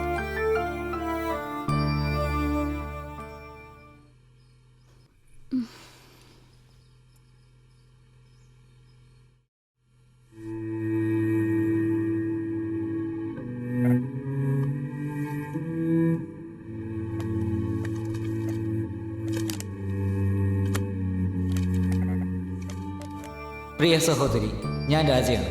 നിങ്ങളെ വിട്ടു പിരിയുന്നതിൽ വിഷമമുണ്ട് എനിക്ക്. എന്നെ പോലെ തന്നെ നീയും ഒരു തൊഴിലാളിയാണ്. പിന്നെ ഒരു കാര്യം, ഇന്നലെ രാത്രി നീ ഒരു കാര്യം പറഞ്ഞില്ലേ എന്നോട്, അതായത് സുരക്ഷിതമില്ലാത്ത ജീവിതമാണെന്ന്.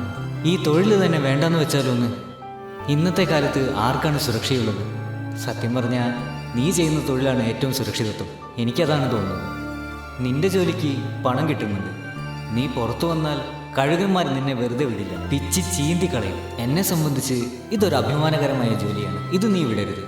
ജീവിതാവസാനം വരെ നീ നന്നായി ജീവിക്കും. നിന്റെ സ്വന്തം സഹോദരൻ. ഈ ജോലി അങ്ങ് വിടാന്ന് വെച്ചാല് എന്തോ ഒരു കാര്യം എന്നെ ഈ ജോലിയിലേക്ക് വലിച്ചിഴക്കുന്നു. അന്ന് വന്ന അയാള് തീവ്രവാദിയാണോ കൊലയാളിയാണോ എന്നൊന്നും എനിക്കറിയില്ല.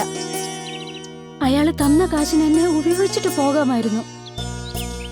പക്ഷെ മനസ്സിലിരിക്കുന്ന കാര്യങ്ങൾ മാത്രം പറഞ്ഞിട്ട് വിനയത്തോടെയാ പോയത്. അയാളാണ് സർ ആൺകുട്ടി. സത്യമാണ് മോളെ, കാമത്തെ അടക്കുക എന്നത് അവരവരുടെ മനസ്സിനൊത്തായിരിക്കും. മോളെ, ഊണ് റെഡിയായി, അങ്ങനെ വിളിച്ചോണ്ട് വാ. വരൂ സർ. ആ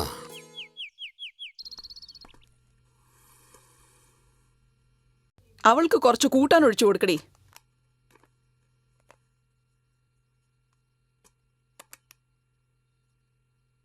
അല്ല, ഇവിടുത്തെ ഊണൊക്കെ നിങ്ങക്ക് ഇഷ്ടമായോ? സൂപ്പർ ആയിട്ടുണ്ട് കേട്ടോ. നന്നായി. സാർ, എനിക്കൊരു കാര്യം ചോദിക്കാനുണ്ട്. ഈ സിനിമയിൽ കാണിക്കുന്ന പ്രോസ്റ്റിറ്റ്യൂട്ട്സ് എന്താ വാ നിറച്ച് പാക്ക് തൊട്ട് പൊക്കിള് കാണുന്ന പോലെ സാരി ഉടുക്കുന്നേ? ഈ പ്രോസ്റ്റിറ്റ്യൂട്ട്സ് ഒക്കെ അങ്ങനെയാണോ? അതെന്തിനാ നിങ്ങൾ എന്നോട് ചോദിക്കുന്നത്? സിനിമ എടുക്കുന്നവരുടെ അടുത്തല്ലേ അത് ചോദിക്കേണ്ടത്. സാറേ, നിങ്ങൾ റെഡ് ലൈറ്റ് ഏരിയയെ കുറിച്ച് എഴുതാൻ പോവാന്ന് കേട്ടു. അങ്ങനെ ഒരു കാര്യം സംഭവിച്ചാ നിങ്ങൾക്ക് ഞാൻ ഒരു സമ്മാനം തരും. ഇയാളുടെ സൈസിന് സമ്മാനം കൊടുക്കണമെങ്കിൽ കൊറേ ചെലവാക്കണം. ചുമ്മാതിരിക്കും സർ, ഇവരെല്ലാം ഇങ്ങനെ എന്തെങ്കിലും ഇങ്ങനെ പറഞ്ഞുകൊണ്ടിരിക്കും. അതൊന്നും കുഴപ്പമില്ല, സത്യമല്ലേ അവര് പറഞ്ഞത്. ഇയാൾക്ക് കാര്യം പിടികിട്ടിയടി. ചേട്ടാ, ഈ ജീവിതമൊക്കെ വളരെ വ്യത്യാസപ്പെട്ടതാ. പല സ്ഥലത്ത് ജനിച്ചവര് ഇന്നിവിടെ ഒന്നിച്ചാ. ഞങ്ങള് ചെയ്തതൊന്നും അത്രയും വലിയ തെറ്റൊന്നുമല്ല. ദേ, ഇവളുടെ അമ്മയ്ക്കും ഇതേ ജോലിയായിരുന്നു. പ്രായമായി പോയി. ഇവളുടെ ചെലവും കഴിഞ്ഞ് ബാക്കി പൈസ എല്ലാം ഞാൻ അവർക്ക് അയച്ചു കൊടുക്കാറുണ്ട്. എല്ലാം ചെലവിനെ തികയുന്നുള്ളൂ, ചേർത്ത് വെക്കാനൊന്നും പറ്റില്ല. സാറേ, ഞങ്ങൾക്ക് എയ്ഡ്സ് പോലെയുള്ള രോഗങ്ങൾ വന്നാ പിന്നെ ഞങ്ങൾ ആരാ സാറേ നോക്കുക? Use and through water packet പോലെയാ ഞങ്ങള്. പണ്ട് മുതലേ ഈ തൊഴിലൊക്കെ ഉള്ളതാ. പക്ഷേ ഇന്നത്തെ ആളുകൾ ശരിയല്ല.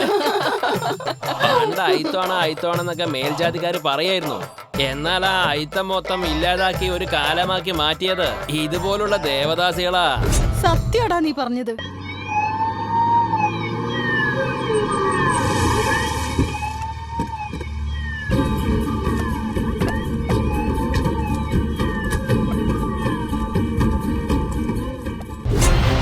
സാറേ, താഴെട്ടിരിക്കുക. അകത്തുണ്ടാവും, താഴെ പൊട്ടിക്കടോ.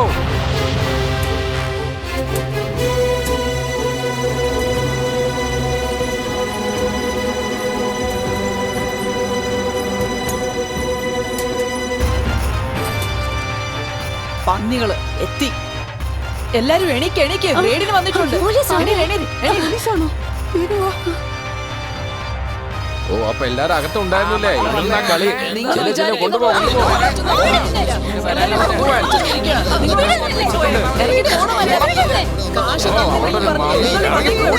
വാതകം വേണ്ട, ഇറങ്ങി പോവാൻ. എന്റെ അടുത്താണ് നിങ്ങളുടെയൊക്കെ കളി. നിങ്ങളുടെ സ്റ്റേഷനിലേക്ക് വാ. കളി ഞാൻ ഇറങ്ങി ഓടി. ഡാ, ഒരു ഓട്ടോ വിളിച്ചേ. 2 ഗ്രൂപ്പായിട്ട് വിട്ടാ മതി. സാറേ, സാറേ, നിന്നോട് സംസാരിക്കേണ്ട കാര്യമില്ല. സാറേ, ഇപ്പൊ ഇവിടെ എന്താ സംഭവിച്ചത്? നിങ്ങൾ അവരെയൊക്കെ എന്തിനാ കൊണ്ടുപോകുന്നത്? വാതില് പൂട്ടി വ്യഭിചാരം നടത്തും ഞങ്ങളൊക്കെ നോക്കിക്കൊണ്ടിരിക്കണം അല്ലേ? സാറേ, അവരൊരു തെറ്റും ചെയ്തിട്ടില്ല. എന്തോ മനസ്സിലായില്ല. ആണുങ്ങൾക്കും പെണ്ണുങ്ങൾക്കും വെവ്വേറെ ന്യായം പറയാനൊക്കെ ഒന്നും വേണ്ട. എന്തെങ്കിലും ഒരു സ്റ്റേഷനിലേക്ക് ഒന്ന് പറ. എടാ, നീ ആ കുമാരനല്ലേ? അയ്യോ അല്ല സാറേ, അന്ന് ഞാൻ റോസി എന്ന് പറഞ്ഞ ഒരാളെ കൊണ്ടുവന്നില്ലേ? നിന്നെ പരിചയമുള്ളതുകൊണ്ട് വിടാ ഞാൻ. അല്ല, ഇവനാരാ? റൈറ്ററാ സാറേ. ഏത് സ്റ്റേഷനിലെ റൈറ്ററാ? ആ റൈറ്റർ അല്ല, പിന്നെ എഴുതുന്ന ആൾ. ഓ, എഴുത്തുകാരൻ അല്ലേ? കണ്ട പഴയ സിനിമയിലെ ഫൈറ്റ് മാസ്റ്റർ പോലെയുണ്ട്. ഒരു കാര്യം ചെയ്യ്, തൽക്കാലം വിട്ടോ. ഇതൊക്കെ സ്ഥിരം എടുത്ത പതിവാണ്. സാറ് പണം ചോദിച്ചപ്പോ കിട്ടാത്തതിനുള്ള ദേഷ്യമല്ലേ ഇത്? ഡാ, 2 പേര് ഇവിടുത്തെ സ്റ്റാൻഡ് വിട്ടോ. എടോ, ഇവിറ്റങ്ങളൊക്കെ ഓട്ടോയിൽ കയറ്റി വിടോ. വേഗം വേണം.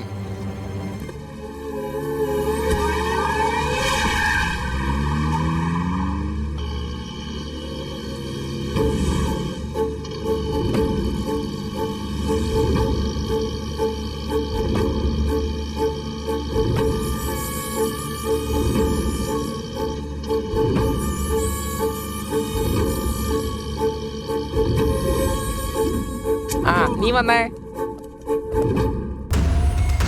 സാറേ, ഇതൊന്നും അത്രയും ശരിയല്ല കേട്ടോ. 50,000 രൂപയ്ക്ക് വേണ്ടി ഞങ്ങളെ ഇങ്ങനെ ഉപദ്രവിക്കുക അല്ലേ? 50,000 രൂപ വാങ്ങിന്നോ? അരയ്ക്കാൻ നോക്കല്ലേ, സൂക്ഷിച്ചു വേണം സംസാരിക്കാൻ. പെങ്ങളെ, അധികം സംസാരിക്കാതെ ഇവിടെ ഒന്നൊന്ന് ഒപ്പിട്ടെ. സർ, നിങ്ങൾക്ക് 50,000 രൂപയല്ലേ വേണ്ടത്? 2 ദിവസത്തെ സമയം തന്നൂടെ? കാശ് തന്നാ എല്ലാം ശരിയാക്കുന്നാണോ? ഇതൊക്കെ ഉച്ചവരെ പൊസിഷനുള്ളൂ. പേടി, എന്റെ അടുത്ത് കളിച്ച് അങ്ങനെയൊക്കെ സംഭവിക്കും. ഈ ഇഞ്ചക്ഷൻ എടി ചെന്ന് ഒപ്പിട്. ഡയലോഗ്.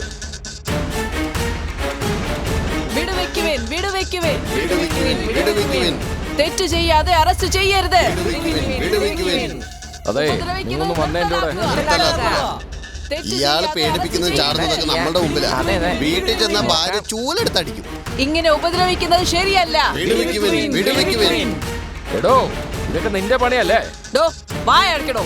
തനിക്കെന്താ ചന്തയിലാണോ ജോലി? പിന്നെന്തിനാ എടോന്ന് വിളിക്കുന്നേ? കാക്കി ഇട്ടെന്ന് വെച്ച് എന്ത് തോന്നിവാസം ചെയ്യാവുന്നാണോ? മര്യാദയ്ക്ക് സംസാരിക്കണം. ആയിക്കോട്ടെ മാഡം, നിങ്ങൾ ആരാണാവോ? Human rights committee member. അല്ല, ഏത് ആക്ട് പ്രകാരമാണ് നിങ്ങൾ അവരെ അറസ്റ്റ് ചെയ്തത്? എന്തോ വ്യഭിചരിക്കുന്ന കേസ് വെച്ചോണ്ടാണേ. ഇരുന്നൂണ് കഴിച്ചോണ്ടിരിക്കുമ്പോഴാണോ വ്യഭിചാര പണി നടത്തിക്കൊണ്ടിരിക്കുക? അങ്ങനെ ഉണ്ടെങ്കിൽ തന്നെ ഞങ്ങളും അവിടെ ചുറ്റുവട്ടത്ത് ഉണ്ടായിരുന്നല്ലോ. ഞങ്ങളെ കൊണ്ടുവരാതെ പെണ്ണുങ്ങളെ പിടിച്ചു കൊണ്ടുവന്നിരിക്കുന്നു. നിയമത്തിൽ അങ്ങനെ ഒരു വകുപ്പില്ല സാർ. അപ്പോ നിയമമല്ല, നിങ്ങൾ വിചാരിക്കുന്ന കാര്യമാണ് നടക്കേണ്ടത്. സാറേ, എനിക്ക് ഈ മൂലക്കുരുന്റെ അസുഖം ഉണ്ടായി. അതിന് നേരം നിന്ന് സംസാരിക്കാൻ കഴിയില്ല. നിങ്ങൾ മൂന്നാൾ അകത്ത് വന്നു കഴിഞ്ഞാൽ നമുക്ക് ഇരുന്ന് സംസാരിക്കാം. നാണക്കേട്. ഓ, നടക്ക്. നിങ്ങൾ എല്ലാരും ഇവിടെ നിൽക്ക്, ഞങ്ങൾ സംസാരിച്ചിട്ട് വരാം. Okay madam. ഈ അസുഖം ഒന്ന് ഭേദമായി കഴിഞ്ഞാൽ മതിയായിരുന്നു.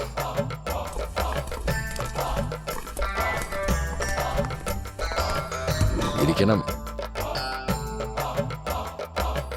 ഇപ്പൊ പറയണം sir. Sir, no problem, no issues. ശിവപ്പ് എനക്ക് പിടിക്കും എന്നൊരു ലേഖനം ഞാൻ എഴുതുന്നുണ്ട്.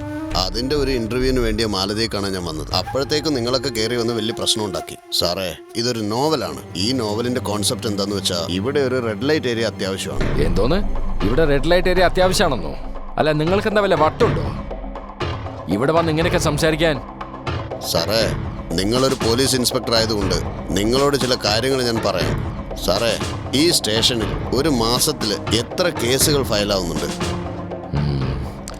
ഇവൻ നമ്മൾ ഇരുത്തിക്കില്ല എന്ന് തോന്നുന്നു. എടോ നായരെ. സാറേ, കഴിഞ്ഞ മാസം എത്ര കേസ് വന്നിട്ടുണ്ട്? മൊത്തം 178 സാറേ. 178 കേസിൽ attempt to rape, sex torture, raping and murder, kidnapping, പിന്നെ കപട പ്രേമവും, പിന്നെ അതർ സെക്സ് കേസും. ആകപ്പാടെ 145 കേസാണ് സാറേ സെക്സിൽ മാത്രമായിട്ട് ഫയലായത്. ബാക്കി 33 കേസിൽ 3 കൊലപാതകം, 20 മോഷണം, 10 ആത്മഹത്യ. സാറേ 178 കേസിൽ 145 കേസും സെക്സിനെ കുറിച്ചുള്ള കംപ്ലൈന്റ് ആണ്. നിങ്ങളുടെ ഈ സ്റ്റേഷനിൽ മാത്രം ഇത്രയും കേസുകൾ സെക്സ് സംബന്ധിച്ചാണെങ്കിൽ ഈ മുഴുവൻ കേരളവും നിങ്ങളൊന്ന് കാൽക്കുലേറ്റ് ചെയ്ത് നോക്ക്. അറ്റ്ലീസ്റ്റ് 50% എങ്കിലും സെക്സിനെ സംബന്ധിച്ചുള്ള കേസായിരിക്കും. ഇതിലെല്ലാം ഉപരി 3 വയസ്സുള്ള ഒരു LKG കുട്ടി സെക്സിനെ കുറിച്ച് കംപ്ലൈന്റ് ചെയ്തത് നമ്മുടെ ഈ കേരളത്തിലാണ് സാർ. ഇത് ഇവിടുത്തെ മാത്രം ന്യൂസാണ്. ലോകവാർത്ത എന്താന്ന് പറയട്ടെ? പറഞ്ഞോളൂ. ഇന്ത്യയിലെ കാനേഷുമാരി കണക്ക് വെച്ച് നോക്കുമ്പോൾ 40 ലക്ഷം സെക്സ് വർക്കേഴ്സ് ആണുള്ളത്. കണക്കിൽ വരാത്തത് വേറെയുമുണ്ട്. ഇവർക്ക് 1.5 കോടിയിലധികം കസ്റ്റമറുമുണ്ട്. ഈ തൊഴിൽ കാരണം ഒരു വർഷത്തിൽ 2500 കോടിയാണ് ഇതിന് കിട്ടുന്നത്. ഒരു ദിവസം 300 പെണ്ണുങ്ങളാണ് പുതിയതായിട്ട് ഈ തൊഴിലിലേക്ക് വന്ന് വീഴുന്നത്. എയ്ഡ്സ് പ്രോജക്റ്റ് എന്നൊക്കെ പറഞ്ഞ് ഒരുപാട് NGOsമാര് ഈ തൊഴിലിനെ വിശ്വസിച്ചാണ് സാറേ ഉള്ളത്.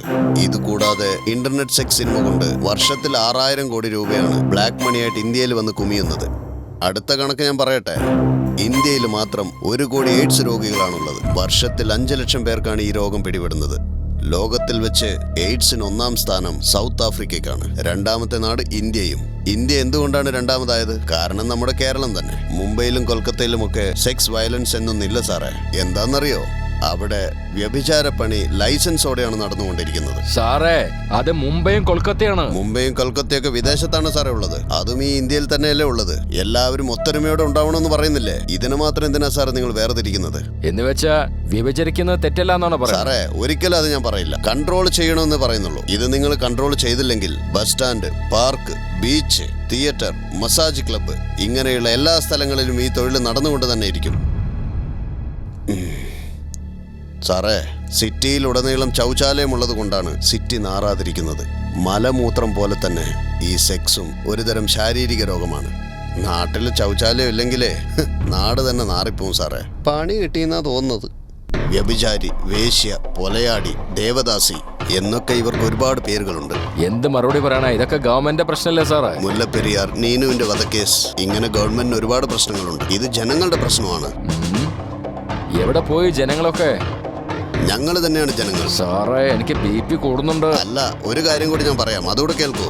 കേറിയ BP താഴോട്ട് ഇറങ്ങിക്കോളൂ. പറയണം സാറേ.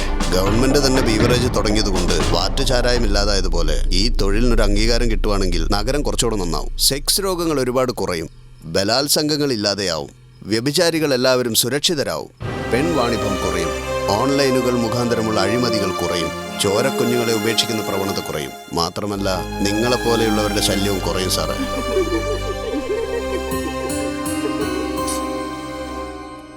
അതെ, ഒരു കാര്യം കൂടി സാറേ.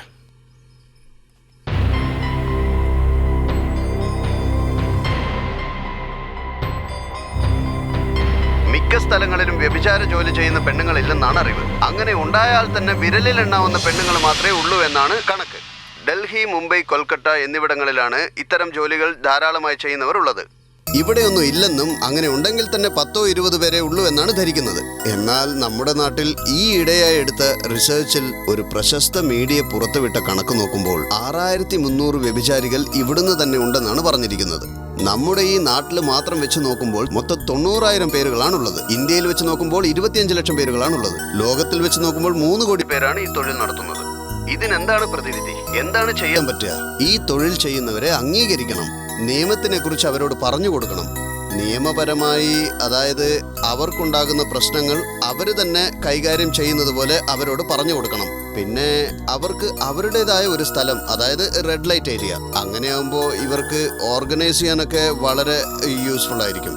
മറ്റുള്ളവർ ഇവരടുത്ത് വന്ന് അനധികൃതമായ ശല്യം ചെയ്യുകയാണെങ്കിൽ ഇവർക്കൊക്കെ ഒരുമിച്ച് നിന്ന് എതിർക്കാനുള്ള അവകാശവുമുണ്ട്. പിന്നൊരു കാര്യം, ഇങ്ങനെയുള്ളവർക്ക് തീർച്ചയായും ഒരു റെഡ് ലൈറ്റ് ഏരിയ അത്യാവശ്യമാണ്. ഇമ്മോറൽ ട്രാഫിക് പ്രിവെന്റിംഗ് ആക്ട് എന്ന് പറയുന്ന ഒരു നിയമമുണ്ട്. അതിന് മലയാളത്തിൽ സത്യം പറയുകയാണെങ്കിൽ കൃത്യമായ ഒരു അർത്ഥം ഇല്ലെന്ന് തന്നെ പറയാം. വ്യഭിചാര പ്രതിരോധ നിയമം എന്ന് പറയാറുണ്ട്. ഈ വ്യഭിചാര പ്രതിരോധ നിയമത്തിന്റെ പ്രാധാന്യം എന്താന്ന് നോക്കുകയാണെങ്കിൽ 2 കാര്യങ്ങളാണ്. ഒരെണ്ണം, prostitution per se is not an offence എന്ന കാര്യം പ്രത്യേകമായി എടുത്തു പറഞ്ഞിട്ടുണ്ട്. സോ ഈ വ്യഭിചാരം ചെയ്യുന്ന ജോലി തെറ്റല്ല എന്നാണ് പ്രധാനമായും പറഞ്ഞിട്ടുള്ളത്. രണ്ടാമതായി, വ്യാപാര രീതിയിലും എക്കണോമിക്കൽ രീതിയിലും ഈ വ്യഭിചാര തൊഴിൽ ഉണ്ടെങ്കിൽ അത് തെറ്റാണ് എന്നതാണ് ഈ നിയമത്തിന്റെ ബാക്ക്ഗ്രൗണ്ടിന് ഒരു കാരണമായി തീരുന്നത്. വ്യഭിചാരം തൊഴിലായി ചെയ്യുന്ന സ്ത്രീകളെ സംബന്ധിച്ചിടത്തോളം അവർ അറിഞ്ഞോ അറിയാതെയോ ഈ തൊഴിലിൽ എത്തിച്ചേരുന്നു. വന്നതിനു ശേഷം ഈ തൊഴിലിൽ കുടുങ്ങിപ്പോവുകയും ചെയ്യുന്നു. So it is not the proportion of their own choice.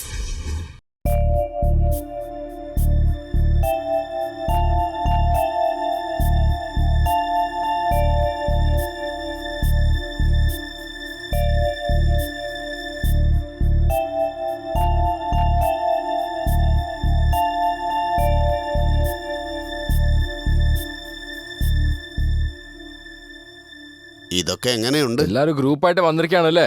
Interview അതെന്നൊക്കെ പറഞ്ഞിട്ട് എന്റെ ഡ്യൂട്ടി സമയം വെറുതെ കളയാണല്ലേ. ഓക്കെ, എന്നെ അകത്ത് കേട്ടോ. വിട്ടോ വിട്ടോ, നിങ്ങൾ വിട്ടോ. പോവാല്ലേ പറഞ്ഞ്. ചെല്ലേ ചെല്ലേ, അകത്ത് കയറ്റേ. വേഗം വേഗം ചെല്ലേ, പോവാല്ലേ പറഞ്ഞ്. ഒന്ന് പോകുന്നുണ്ടോ സാറേ? വെറുതെ വാച അടിച്ചോണ്ടിരിക്കണം. അയ്യോ, ഇതെന്താ ഈ സാറേ? ഒരു ഉത്തരവാദിത്വം ഇല്ല. ബ്രദർ, ഇത് ശരിയാവില്ല. ഒരു കാര്യം ചെയ്, വെള്ളോട്ടം വിളിച്ചോ.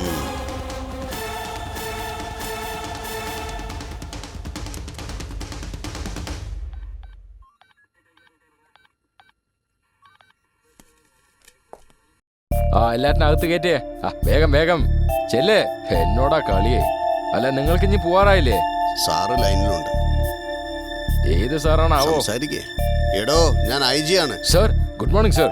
എടോ, അവനൊരു പ്രശ്നക്കാരനാണ്. എനിക്ക് വളരെ വേണ്ടപ്പെട്ടവനാ. അയാൾ ശരി, എന്ത് സർ. ചോദിച്ചാലും സമ്മതിച്ചു കൊടുത്തേക്ക്. Okay, sir. ഇല്ലെങ്കിൽ പിന്നെ നമുക്കായിരിക്കും ഓക്കേ. തലവേദന. ഫോൺ അദ്ദേഹത്തിന് എടുത്ത് കൊടുത്തേ. പറയൂ സാറേ. ഹലോ സാർ, ഇൻസ്പെക്ടറോട് ഒക്കെ ഞാൻ പറഞ്ഞിട്ടുണ്ട് സാറേ. No problem, you continue. Okay, thank you. നേരിട്ട് വന്ന് ഞാൻ കാണുന്നുണ്ട് സാർ. എന്താ സാർ, ഐജിനെ പരിചയമുണ്ടെന്ന് ഒരു വാക്ക് പറയാൻ നിങ്ങൾ പറ്റില്ലേ? ചോദിച്ചില്ലല്ലോ. IG-യോ? 11 പണി കിട്ടി. സാറ് പറ, എന്താ ഞാൻ ചെയ്യേണ്ടത്? ഇപ്പൊ തന്നെ എല്ലാം റിലീസ് ചെയ്യാം. വേണ്ട, ഇനി ഞങ്ങൾ പുറത്തു പോയാൽ ഒരുപാട് ലേറ്റാവും. വൈകുന്നേരം വരെ ലോക്കപ്പിൽ തന്നെ ഇരുന്ന് എന്റെ ഇന്റർവ്യൂ തീർത്തേക്കാന്ന് വിചാരിക്കുന്നു. സാറേ, വേണമെങ്കിൽ ലോക്കപ്പിന് വാടക തന്നേക്കാം. എല്ലാരും ആഗ്രഹം പുറത്തു പോകണമെന്നാണ്. നിങ്ങളാണ് അകത്ത് പോകണമെന്ന് ആഗ്രഹിക്കുന്നത്. ശരി സാർ. എടോ നായരെ, സാറിന് ആ ലോക്കപ്പ് ഒന്ന് തുറന്നു കൊടുത്തേ. Very good brother. ഇനി നിങ്ങളുടെ ഇന്റർവ്യൂവിനെ ആരും ഡിസ്റ്റർബ് ചെയ്യില്ല. എന്തെങ്കിലും എമർജൻസി ഉണ്ടെങ്കിൽ ഉടനെ എന്നെ വിളിച്ചാൽ മതി. Thank you bro. Thank you very much. Thank you. Hello inspector, keep it up. Okay ma'am.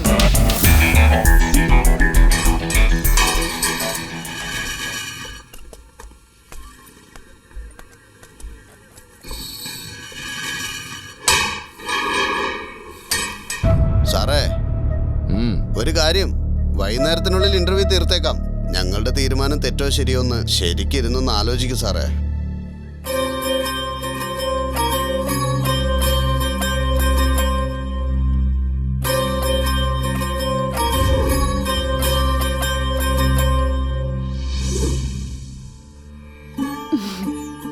എങ്ങനെയോ ജയിച്ചു അല്ലേ സർ? നിങ്ങൾ ഇതൊക്കെ പറഞ്ഞു തന്നപ്പോഴാണ് ഇത്രയും വലിയ കാര്യങ്ങൾ ഇതിലുണ്ടെന്ന് അറിയുന്നത്. താനെന്തിനകത്ത് വന്ന്? കള്ള വീസിടിയാ. എന്റെ വയറ്റുപഴപ്പിന് വേണ്ടി ഞാനൊരു കടയിട്ട് കേട്ടാ, എന്നെ പിടിച്ച് അകത്തിട്ട് കേട്ടാ. ഓ അത് ശരി. ഈ VCD പോലെ തന്നെയാ വ്യഭിചാരവും. രണ്ടും ഒന്ന് തന്നെയാ. കൺട്രോൾ ചെയ്യാൻ പറ്റില്ല, പക്ഷെ ശരിയാക്കി എടുക്കാം. ഇതാണ് പഞ്ചായത്ത് പ്രസിഡന്റ് പറഞ്ഞത്. അതൊക്കെ ആര് കേൾക്കാനാ? കോൺസ്റ്റബിളെ, കോൺസ്റ്റബിളെ, എല്ലാവർക്കും ചായയും ബിസ്ക്കറ്റും ഒന്ന് പറഞ്ഞേ. നിങ്ങൾക്കൊക്കെ ഒരുപാട് ചെലവ് ചെയ്തിട്ടുള്ളതല്ലേ. അതും അല്ലാതെ തലയെല്ലാം വെട്ടിപ്പൊളിയുന്നു. എടോ, വെള്ളം അടിക്കാനോ സമ്മതിക്കില്ല. ആ ചീട്ട് കട്ടയിലും എടുത്തോണ്ടോ. സ്റ്റേഷനോ അല്ല ചായക്കടയോ? കൊടുത്ത് വിടടോ. എന്തോടോ, വല്ലതും കഴിച്ചോ? സിനിമ കണ്ടോണ്ടിരിക്കണോ? എന്തോന്ന് ഓഡിയോ കേൾക്കുന്നില്ലെന്നോ? പറയേണ്ട വിധത്തിൽ പറഞ്ഞാലേ എല്ലാം കൊണ്ടുവരും ഉമ്മാര്. ദാ വന്നു, എഴുന്നേക്ക്. ഓ, എന്തായാലും ചായ കൊണ്ടുവാ.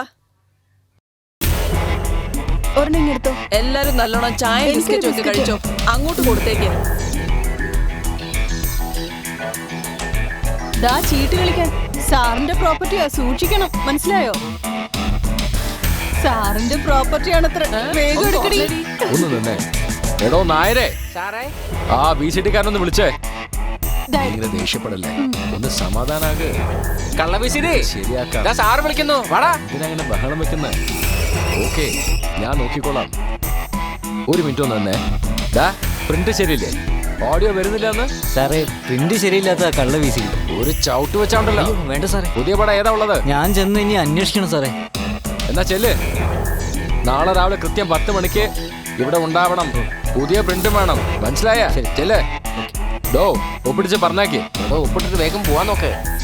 അതെ, ഞാൻ പറഞ്ഞിട്ടുണ്ട്, നാളെ രാവിലെ പടം കിട്ടും. ഞാൻ ഇവിടെ കുറച്ച് തിരക്കില്ല, പിന്നെ വിളിക്കാൻ പോന്നെ. സാർ, എന്താടോ? ആ ലോക്കപ്പിലിരിക്കുന്ന ആളില്ലേ, ആ എഴുത്തുകാരൻ, അദ്ദേഹത്തിന് ഒരുപാട് സിനിമാ കൂട്ടുകാരുണ്ടെന്നാ പറയുന്നത്. മാത്രമല്ല സാറേ, പുള്ളിക്കാരന് IG വരെ കോണ്ടാക്ട് ഉള്ള ആളാത്രേ. സാർ അയാളെ കൈക്കലാക്കിയിട്ടുണ്ടെങ്കിൽ സാറിന് പെട്ടെന്ന് സിനിമയിലോട്ട് കയറാം സാറേ. വെറുതെ ഇങ്ങനെ വഴക്കും വക്കാണൊന്നും ഉണ്ടാക്കാതെ സമാധാനമായിട്ട് പോകുന്നല്ലേ നല്ലത്. കൊള്ളാടോ. ശരിയാ സാറേ. ഇപ്പൊ നമ്മൾ പോയി അവസരം ചോദിച്ചാലേ അവനങ്ങ് കേറും. കുറച്ചുകൂടി കഴിയട്ടെ. ഓക്കെ സാറേ. ഡോ സാർ, ഇന്ന് സന്ധ്യ വരെ സ്റ്റേഷൻ ലീവാണ്. ഒരുത്തിനെ അകത്തേക്ക് വിടണ്ട. Okay sir.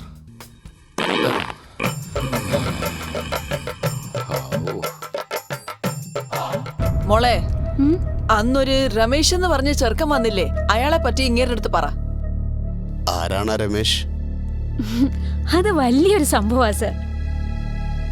ചില സമയത്ത് കോൺട്രാക്ട് കിട്ടുമ്പോൾ ലൈനിൽ പോയേണ്ടി വരും.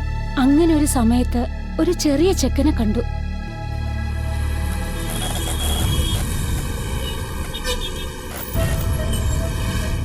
ലോഡ്ജിനേക്കാളും ഇവിടെയാണ് സാറേ നല്ലത്. പണം ഇച്ചിരി കൂടുതലായാലും ഒക്കെ നമ്മളെ സെറ്റപ്പാ. സ്വീറ്റ് കട വെച്ചിരുന്ന ആളാ, കണ്ണ് രണ്ടും അടിച്ചുപോയി. സ്വന്തം വീടാ. ഈ തൊഴിൽ തുടങ്ങാൻ ഞാനാ പറഞ്ഞു കൊടുത്ത്. പണം ഒന്നും നോക്കണ്ട സാറേ, നമ്മളൊക്കെ ഒരു കുടുംബമായില്ലേ.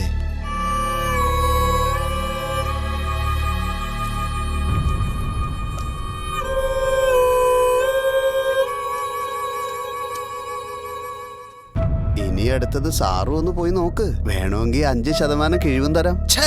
ബ്രേക്ക് ഇല്ലാത്ത വണ്ടിയെ പോലെയല്ല അവന്റെ സംസാരം. നല്ലോണം ശ്രദ്ധിക്കണം. അതൊക്കെ ഞാൻ നോക്കിക്കോളാം സാറേ.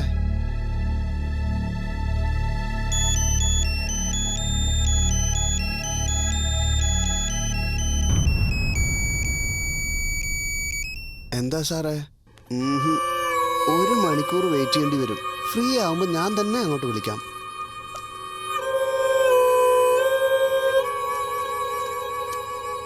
പക്കോട വേണ്ടെന്നേ, ഇനി ജിലേബി മതി.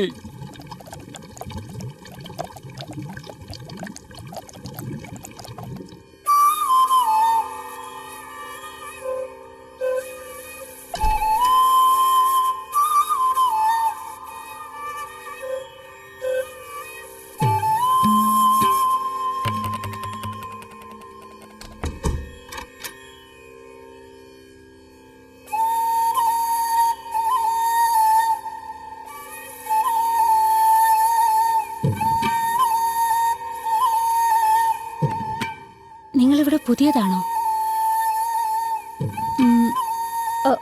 ഈ ലൈറ്റ് വേണമെങ്കിൽ ഓഫ് ചെയ്യാം കേട്ടോ.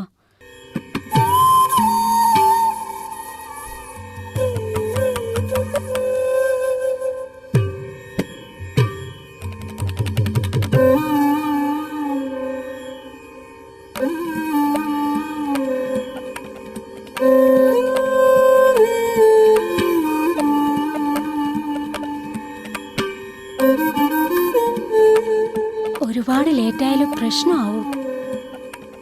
അവരല്ലേ എല്ലാം തീരുമാനിക്കുന്നത്.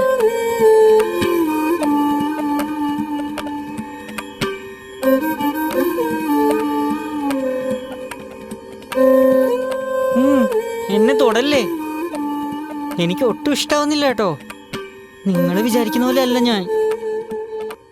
ദയവ് എന്നെ ഒന്നും ചെയ്യരുതേ.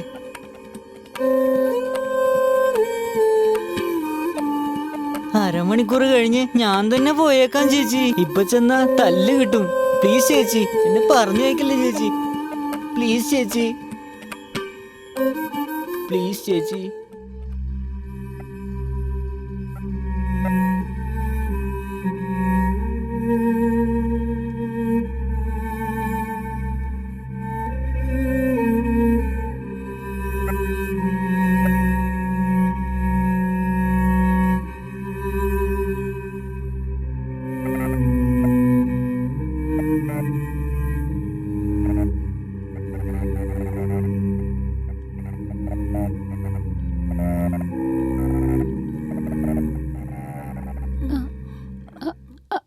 ഹലോ,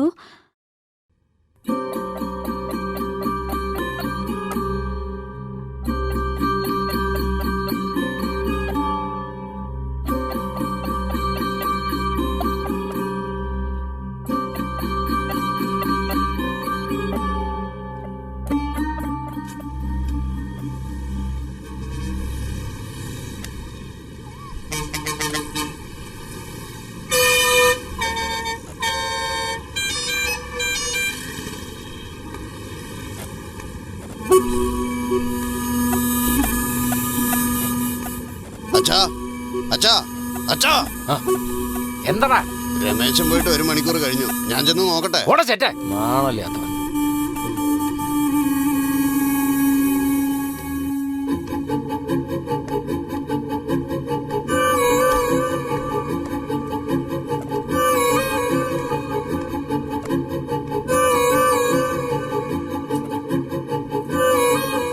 അമ്മാവാ, ഇവിടെ ഒരുത്തൻ ഉണ്ടായിരുന്നല്ലോ, അവനോടെ പോയി? അവൻ ജിലേബി വാങ്ങാൻ പോയിരിക്കുക.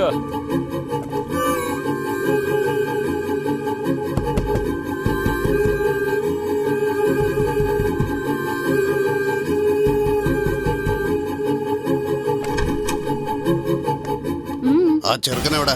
നിങ്ങളാരാ? ചേട്ടനാ. ഓ, നിങ്ങളാണോ അവൻ പറഞ്ഞ ആ ചേട്ടൻ? അവൻ ഇവിടെ ഇല്ല. ഇല്ലെന്നോ? മാറടി രമേശേ. രമേശ്, എന്താ ഈ ചെയ്യുന്നത്? എടാ നീ എവിടെയാ ഉള്ളത്? അവൻ ഇവിടെ ഇല്ലെന്ന് പറഞ്ഞില്ലേ? എടാ രമേശേ, നായ കേറി വരുന്ന പോലെ വരികയാണല്ലോ. എന്തോന്ന് നായോ? ആരാടി നായ? പറയടി, എവിടെയാടി അവൻ? മര്യാദക്ക് പറഞ്ഞോ. പറയാൻ.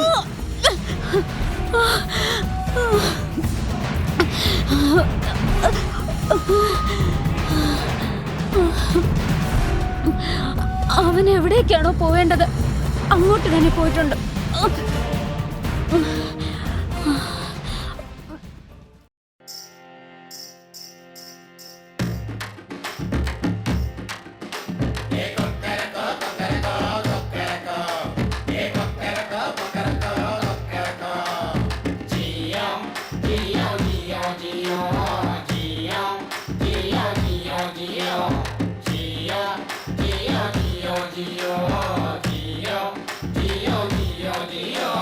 സുന്ദരി പെണ്ണേ, എടി സുന്ദരി പെണ്ണേ, പാതി പെണ്ണേ, സ്വന്തമെല്ലാം വെടിഞ്ഞു വന്ന ദൈവത്തിന്റെ പൊന്നല്ലേ നീ സുന്ദരി പെണ്ണാളെ. ഞാനഴകും നീ ഒരു പെണ്ണഴകും കൂടിയ സുന്ദരി പെണ്ണേ, എടി സുന്ദരി പെണ്ണേ, പാതി പെണ്ണേ, സ്വന്തമെല്ലാം വെടിഞ്ഞു വന്ന ദൈവത്തിന്റെ പൊന്നല്ലേ നീ സുന്ദരി പെണ്ണാളെ. ദൈവത്തിനും വേണ്ടവള എന്നെന്നും വാഴുക നീ.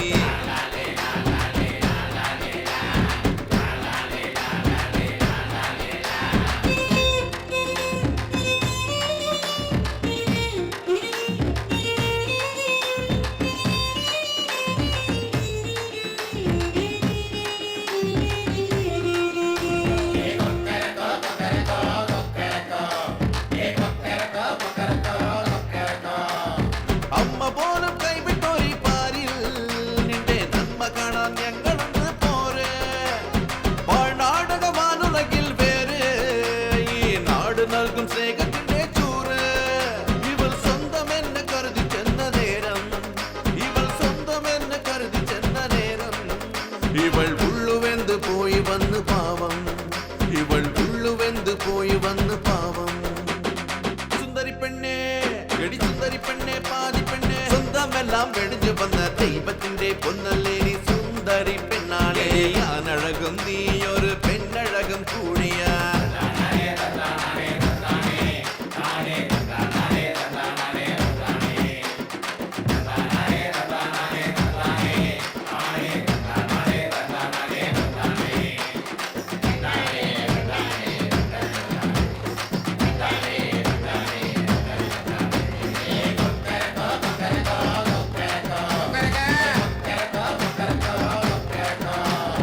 ജീവിതത്തെ കൊണ്ടുപോയിടണം, ഇനി കൈയടിച്ച് കാശ് വാങ്ങിടണം.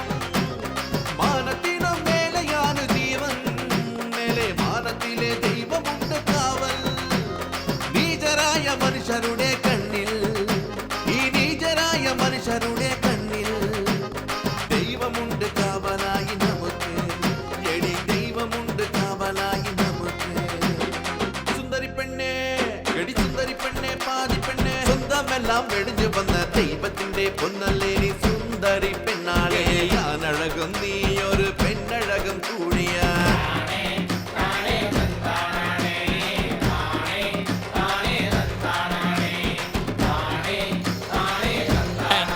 വേണ്ടാത്തതൊക്കെ കഴിച്ചിട്ടുണ്ടെങ്കിലേ ഇങ്ങനെയാണ് ഗർഭിണി സ്ത്രീകളെ പോലെ ഛർദ്ദിക്കുക. അല്ല ഇതേതാണ് ശബി? ഏതോ കസ്റ്റമർ ആണ് കേട്ടോ. ഹായ് മേനകി. അവളുടെ അമ്മൂമ്മയുടെ മേനക. ദാ, ആരാ നിങ്ങളൊക്കെ? എവിടെടാ എന്റെ മോൻ? എന്ത് ചേട്ടാന്നോ? ആരാടോ താൻ? മര്യാദക്ക് സംസാരിച്ചില്ലെങ്കിലേ പല്ലൊന്നും കാണില്ല കേട്ടോ. ചേച്ചി, ഇവരാണ് ഗണേശന്റെ അച്ഛനും ചേട്ടനും. ഓ, ഇതാണോ ആ മുതലുകള്? എന്താടോ, തനിക്ക് മകനെ കാണണോ? കണ്ടോ, നല്ലോണം നോക്കിക്കോ. ഇതാ മോൻ, മകനല്ല സുന്ദരിയായ പെണ്ണ്. രമേശ് അല്ല, കാർത്തിക. എടാ മോനെ, എന്താടാ അതൊക്കെ? എന്ത് കോലാണത്? ഞാൻ അണിഞ്ഞൊരുങ്ങി നിൽക്കുവാ. എന്റെ മോനെ ഇങ്ങനത്തെ ഒരു അവസ്ഥയിലാക്കിയ നിങ്ങളൊന്നും വെറുതെ വിടില്ല ഞാൻ. എല്ലാറ്റിനും കത്തിച്ചു കളയും ഞാൻ. കാണോ? നാക്ക് പിഴുതെടുക്കും ഞാന്. എന്തുവാണ് പേര്?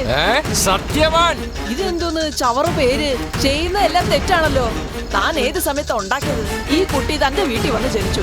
സന്തോഷത്തോടെ സ്വീകരിക്കുന്നതിന് പകരം ഈ കുട്ടിയെ താൻ ഞെക്കിപ്പിഴിയല്ലേ? ഇവറ്റകളോട് മിണ്ടണ്ടച്ചാ.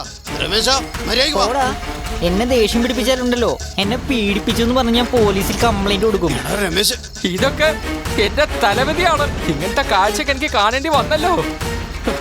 എന്റെ ഭഗവാനെ. എന്താ ഈ വിധി? എല്ലാം എന്റെ കാലക്കേടാ. ഇങ്ങനെ ജനിച്ചത് എന്റെ കുറ്റമാ. എന്നെ ശരിക്കും മനസ്സിലാക്കാതെ ഏട്ടനും അച്ഛനും കൂടെ എന്നെ ഒരുപാട് തല്ലിയിട്ടുണ്ട്. ഇവരെയൊക്കെ കണ്ടില്ലേ? ഇവരും എന്നെ പോലെ ജനിച്ചവരല്ലേ? എത്ര സന്തോഷമായിട്ടാ ഇവരൊക്കെ ജീവിക്കുന്നതെന്ന് അറിയോ? ഇങ്ങനെ ജനിച്ചവരെ ഉപദ്രവിക്കാൻ തനിക്കൊരു റൈറ്റ്സ് ഇല്ല കേട്ടോ. അപ്പോഴേ എന്റെ അടുത്ത് കൊണ്ടു തരാറുന്നില്ലേ തനിക്ക്? അങ്ങനെ ചെയ്യാതെ ഇവനാണാണോ പെണ്ണാന്ന് നോക്കാനേ ഒരു പെണ്ണിനെ വിളിച്ച് ഏർപ്പാടാക്കിയില്ലേ? താൻ തന്തയാണോ മാമാ പണിക്കാരനോ? അച്ഛന്റെ സ്ഥാനത്ത് നിൽക്കണ നിങ്ങള് ഇങ്ങനെ വൃത്തികെട്ട പണി ചെയ്യുന്നത് തെറ്റായി. എന്നാലും നിങ്ങളോട് എനിക്ക് ദേഷ്യമൊന്നും ഇല്ല കേട്ടോ. ദയവീത് എന്നെ വിട്ടേക്ക് വെച്ചാ ഞാൻ ഇവരോടൊപ്പം ജീവിച്ചോളാം. ചേച്ചി പറയൂ ചേച്ചി. ചേച്ചി പറ ചേച്ചി. ചേച്ചി പറ ചേച്ചി. നീ വിഷമിക്കണ്ടടേ, ഞങ്ങളൊക്കെ ഇല്ലേ ഇവിടെ. ഇയാള് സമ്മതിക്കും. പോകാൻ പറ. താനാണോ ചീത്ത? ഒന്ന് നിർത്ത്. നീയേ എങ്ങനെയെങ്കിലും പോയിന്ന് തൊലയേ. താൻ തൊലയാണ്ട് പോയിക്കോ.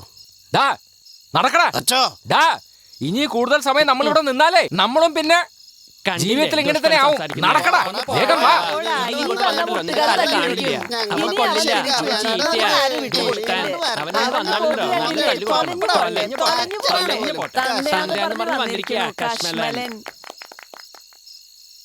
വളരെ നന്ദി ചേച്ചി. ഇതിനൊക്കെ എന്തിനാ താങ്ക്സ് പറയുന്നത്? നിന്നെ കണ്ട എനിക്കൊരു അസൂയൊക്കെ വരുന്നുണ്ട് ചേച്ചി. അവളുടെ നാണം കണ്ടോ?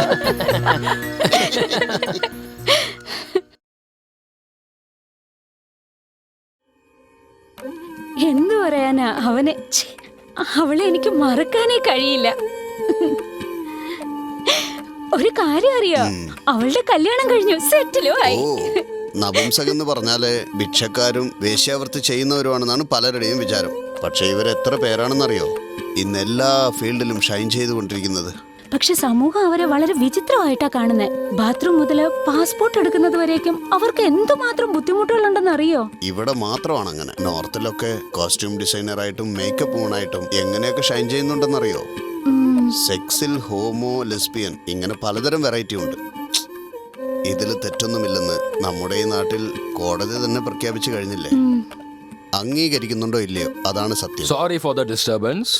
നിങ്ങൾ കണ്ടിന്യൂ ചെയ്തോ. എന്താ സാർ? വേണ്ട വേണ്ട, അവിടെ നിന്നോളൂ. എന്നെ തെറ്റിദ്ധരിക്കരുത്, എനിക്ക് നിലത്തിരിക്കാൻ കഴിയില്ല. കുഴപ്പമില്ല സാർ. ശരി സാർ, ശരി സാർ. സാറ് നടന്നതൊക്കെ മറക്കണം. ഇപ്പോഴാണ് ഞാൻ സാറിനെ കുറിച്ച് അറിഞ്ഞത്. സാറേ, പോലീസ് ജോലിയാണെങ്കിലും കുട്ടിക്കാലം തൊട്ട് കലയോടാണ് എനിക്ക് കൂടുതൽ താല്പര്യം. പാർട്ട് ടൈമായി സിനിമയിലൊക്കെ ശ്രമിക്കാറുണ്ട്. പിന്നെ മനസ്സിൽ തോന്നിയ കവിത എഴുതി വെക്കുകയും ചെയ്യും. ഞാനൊന്ന് വായിച്ച് കേൾപ്പിക്കാം, സാറൊന്ന് കേട്ടു നോക്കൂ. Sir thank you sir. പ്രേമം പൂത്തൊലിഞ്ഞു. ഇതാണ് സർ ടൈറ്റിൽ. നിന്റെ കണ്ണിൽ ഞാനും എന്റെ കണ്ണിൽ നീയും നോക്കി. നീ എന്നെ നോക്കിയപ്പോൾ ഞാനും നിന്നെ നോക്കി. അങ്ങനെ തമ്മിൽ തമ്മിൽ നോക്കി. എന്തിനാ നോക്കിയത് ഇതുവരെ മനസ്സിലായിട്ടില്ല.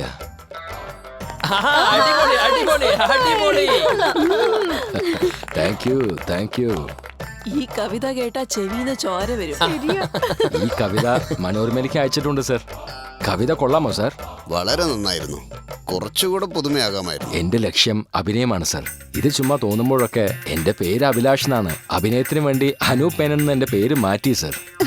സാറിപ്പോ ബിസി ആയിരിക്കും, ഒരുപാട് സംസാരിക്കാറുണ്ട്. നമുക്ക് പിന്നെ കാണാം. തീർച്ചയായും. Okay sir. നിങ്ങൾ കണ്ടിന്യൂ ചെയ്തോളൂ. അടുത്ത പ്രാവശ്യം വരുമ്പോ ഇതുപോലെ നല്ലൊരു കവിതയായിട്ട് വരാം സർ. എന്താ സർ ഈ ഇൻസ്പെക്ടർ ഇങ്ങനെ ആയിപ്പോയത്? അതിലെന്താ തെറ്റ്? ഈ തിരക്ക് പിടിച്ച ജീവിതത്തിൽ കവിത എഴുത്ത് വലിയ കാര്യമാ. ആട്ടെ, ഇതുപോലെ പ്രൊഫഷണൽ ആയിട്ടുള്ള ആരെങ്കിലും നിന്റെ ജീവിതത്തിൽ വന്നിരുന്നു? അതെ സാർ, ചെന്നൈയിലെ വലിയൊരു സൈക്കാട്രിസ്റ്റാ. എന്റെ ഒരു ഫ്രണ്ടാണ് അദ്ദേഹത്തിന് പരിചയപ്പെടുത്തി തന്നത്. മറ്റുള്ള കസ്റ്റമേഴ്സ് പോലെ ആയിരുന്നില്ല അദ്ദേഹം. എന്നോട് നന്നായി സംസാരിക്കുമായിരുന്നു. ഇടയ്ക്കിടയ്ക്ക് ഫോൺ ചെയ്ത് എന്നെ ഹോട്ടൽ റൂമിലേക്ക് ക്ഷണിക്കുമായിരുന്നു. ഒരു ദിവസം പെട്ടെന്ന് എന്നെ ഫോൺ ചെയ്ത് വേഗം എന്നോട് എത്താൻ പറഞ്ഞു.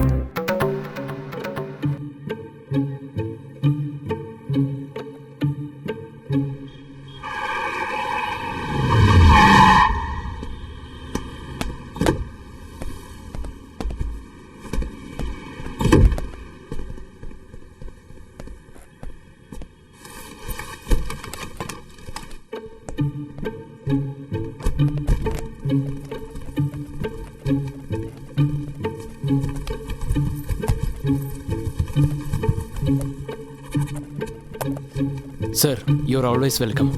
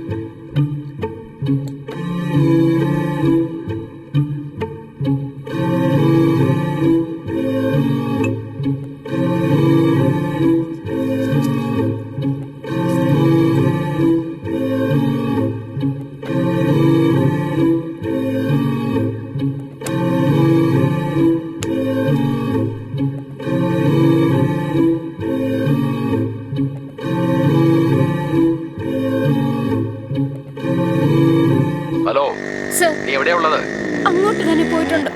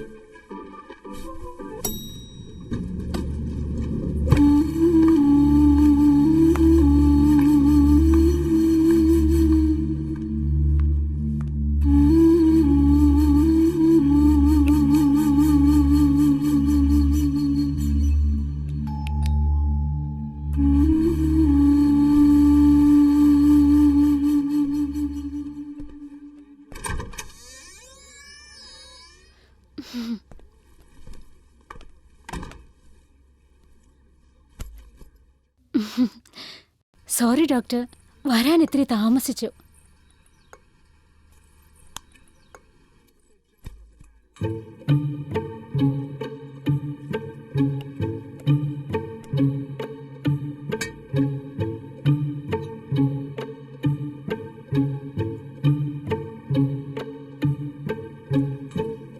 വീട്ടിൽ എന്തെങ്കിലും പ്രശ്നമുണ്ടോ ഡോക്ടർ?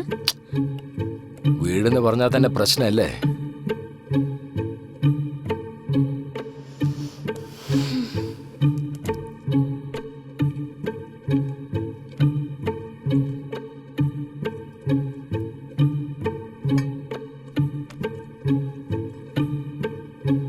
എന്തു പറ്റു ഡോക്ടർ? സൂട്ട് കേസ് എല്ലാം കൊണ്ടുവന്നിട്ടുണ്ടല്ലോ. വൈഫ് തിരിച്ചു വന്നിട്ട് വീണ്ടും പ്രശ്നം ഉണ്ടാക്കിയോ?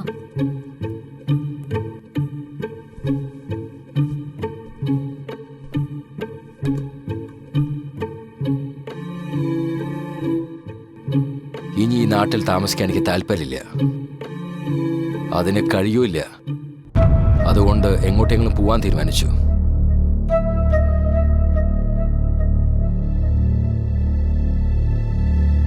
പോകുന്നതിന് മുമ്പ് നിന്നെ ഒന്ന് എനിക്ക് കാണണം തോന്നി.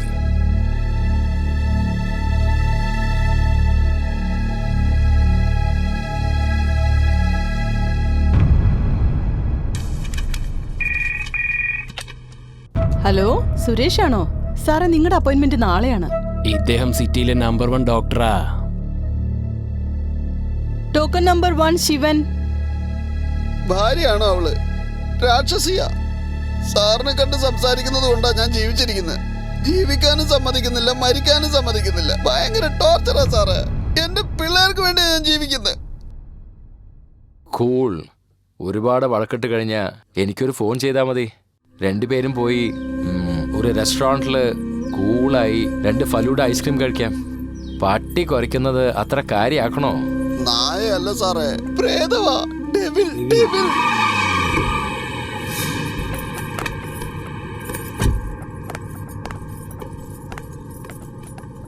എക്സ്ക്യൂസ് മീ മാം, അകത്ത് പേഷ്യന്റ് ഉണ്ട്. അടി മേടിക്കുന്നേ, മിണ്ടാതിരുന്നോണം. ഡോ, എന്ത് ധൈര്യത്തിലാ നിങ്ങൾ ഇവിടെ വന്നിരിക്കുന്നേ? വിമൻസ് ക്ലബിന്റെ ഫെയർവെല്ലിന് അവരവരുടെ ഭർത്താവിനെ കൊണ്ടുവന്നിട്ടുണ്ട്. 10 മിനിറ്റ് എന്റെ കൂടെ ചെലവഴിക്കാൻ നിങ്ങൾക്ക് ബുദ്ധിമുട്ടുണ്ടോ? ശാന്തി, ദാ നോക്ക്, ഇത് ഹോസ്പിറ്റലാണ്. ഇവിടെ പേഷ്യൻസ് ഒക്കെ ഉണ്ട്. ഡോക്ടറെ, ഞാൻ വേണമെങ്കിൽ ഒന്ന് പുറത്തു പോയേക്കാം. പ്ലീസ്, ഇവിടെ തന്നെ ഇരിക്കൂ. താൻ ഇരിക്കടോ. ഇരിക്കാനല്ലേ പറഞ്ഞേ? ഡേ, എന്താ നിന്റെ പ്രശ്നം? ഭാര്യയും ഞാനും ചേർച്ചയിലല്ല, അതിന്റെ ഡിപ്രഷനാ. എന്നാ ഡിപ്രഷൻ? ഡിപ്രഷൻ. ഒരു ഭാര്യ ഉണ്ടായിട്ടും ശരിക്കും ജീവിക്കാൻ അറിയാത്തവനായി ഇവൻ. ഇവന്റെ അടുത്താണോ നീ ട്രീറ്റ്മെന്റ് വന്നേക്കുന്നേ? എന്നാ നശിച്ചു. ശാന്തി, പോടോ, പോയി ഭാര്യയുടെ കാലിൽ വീണ് മാപ്പ് ചോദിച്ച് മര്യാദയ്ക്ക് അവളോടൊപ്പം ജീവിക്കാൻ നോക്ക്. പോടോ, പോവാനല്ലേ പറഞ്ഞേ? ശാന്തി, ക്ഷമയ്ക്കൊരു അതിരുണ്ട്. ഹോസ്പിറ്റലിൽ വന്ന് എന്നെ അപമാനിക്കാൻ നോക്കണോ? ആരാടോ തനിക്ക് ആശുപത്രി ഉണ്ടാക്കിയത്? അതെല്ലാമേ എന്റെ കാശ. ഇന്ന് താൻ ഇവിടെ ഇരുന്ന് കൺസൾട്ട് ചെയ്യുന്നുണ്ടെങ്കിലേ മുതലും മുടക്കിയത് ഈ ഞാനാ. എല്ലാം മറന്ന് നന്ദികേട് കാണിക്കുന്നോ? എന്താ പറയാ, താൻ അനുഭവിക്കാൻ പോന്നേ ഉള്ളൂ. ഞാൻ വിചാരിച്ചാ തന്നെ ഇവിടുന്ന് പൊക്കി വേറെ ഒരുത്തനെ അവിടെ ഇരുത്തി ഈ ആശുപത്രി ഭംഗിയായി നടത്തും ഞാന്. നമ്മള് രണ്ടുപേരും പിരിയാനേ കുട്ടികളില്ലെന്നുള്ള ഒറ്റ കാരണം മതി. ഡൈവോഴ്സ്. ഒന്ന് ആലോചിക്കടോ, താൻ എങ്ങനാ വന്നേ, ഇപ്പൊ എങ്ങനാ ജീവിക്കുന്നേന്ന്. മനുഷ്യനായ കുറച്ച് നന്ദി വേണം. തന്നെ കെട്ടുന്നതിന് പകരേ ഒരു നായ ഞാൻ കെട്ടിയിരുന്നെങ്കി അതിത്തിരി നന്ദിയെങ്കിലും കാണിച്ചേനെ.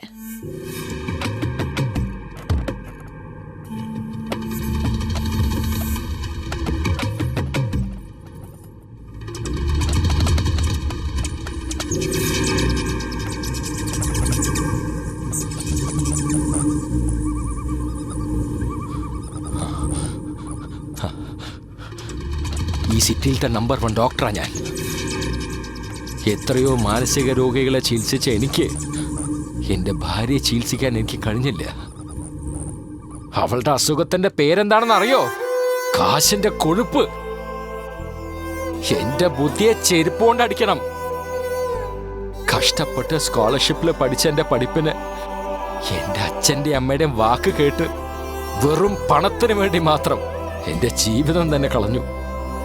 എന്നെ പോലൊരു പഠിച്ച വ്യക്തി ഇവളെ പോലെ ഒരു പണക്കാരുടെ അടുത്ത് വില പോകുന്നത് കാലാകാലമായി കണ്ണുകൊണ്ട് കാണുന്ന ഒരു സ്ഥിരം പതിവായിരിക്കുന്നു ഇത്. ഇവിടെ ഞാൻ മാത്രമല്ല, എന്നെ പോലെ ഒരുപാട് ആളുകൾ ഈ ലോകത്തിലുണ്ട്. അവരൊക്കെ മിണ്ടാതെ ജീവിക്കാണ്. എന്നെ അവൾ എത്ര പ്രാവശ്യം അവമാനിച്ചാലും അവള് പതിവ്രതയാണ്. ഞങ്ങളുടെ ദാമ്പത്യ ജീവിതം തകർന്ന് ഒരുപാട് വർഷങ്ങളായി. അറിയാതെ ഞാൻ അടുത്ത് പോയ അവളൊരു മുതലാളിയും ഞാനൊരു ജോലിക്കാരൻ എന്ന ചിന്തയാണ് അലട്ടിക്കൊണ്ടിരുന്നത്. 4 മതിൽക്കെട്ടിനകത്ത് അവളെ എപ്പോഴും എന്നെ അനാവശ്യമായി പറയൂ. അതൊക്കെ ഞാൻ സഹിച്ചിട്ടുണ്ട്. എന്നാൽ ആസ്പത്രിയിൽ വന്ന് പേഷ്യന്റെ മുമ്പിൽ വെച്ച് അവളെന്നെ അപമാനിച്ചത് എനിക്കത് സഹിക്കാൻ കഴിഞ്ഞില്ല.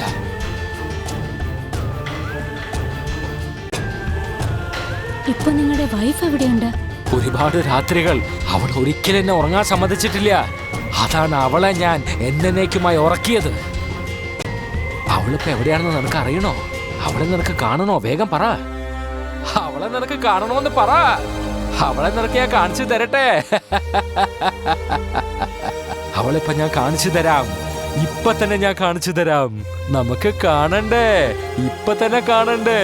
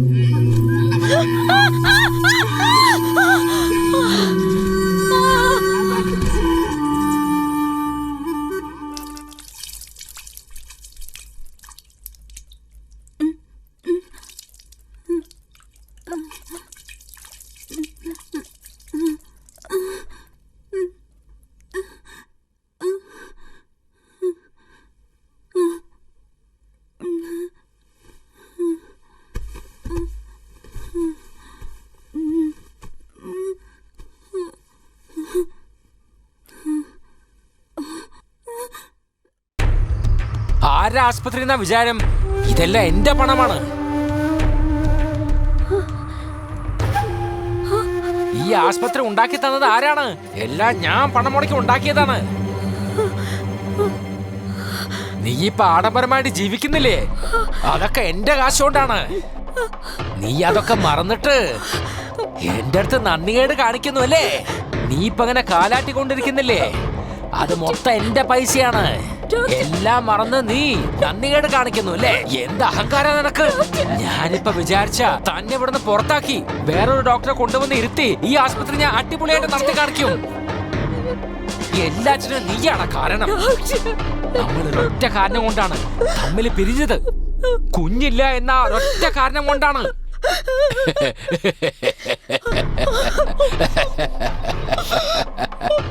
ഞാൻ വിചാരിച്ചാൽ നിന്നെ ഇവിടുന്ന് ചവിട്ടി പുറത്താക്കി വേറൊരു ഡോക്ടറെ കൊണ്ടുവന്ന് ഇരുത്തി അടിപൊളിയായിട്ട് ഞാൻ ആസ്പത്രി നടത്തും.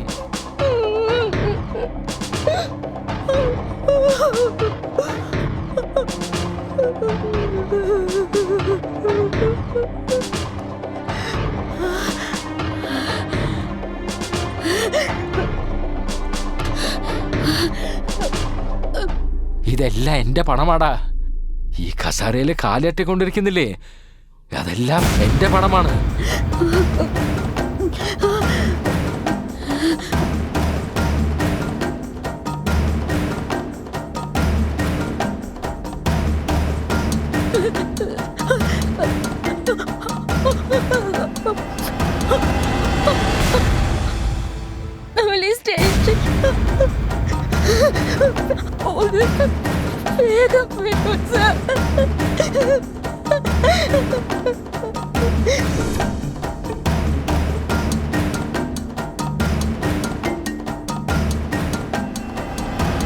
ആ ഒരു സംഭവം എനിക്ക് ഒരിക്കലും മറക്കാൻ കഴിയില്ല സർ. ആ ഡോക്ടറെ എനിക്കറിയാം. അയാളെ കുറിച്ച് ഞാൻ പത്രത്തിൽ വായിച്ചിരുന്നു. ഒരു സൈക്യാട്രിക് ഡോക്ടർ തന്നെ സൈക്കോ ആയല്ലേ?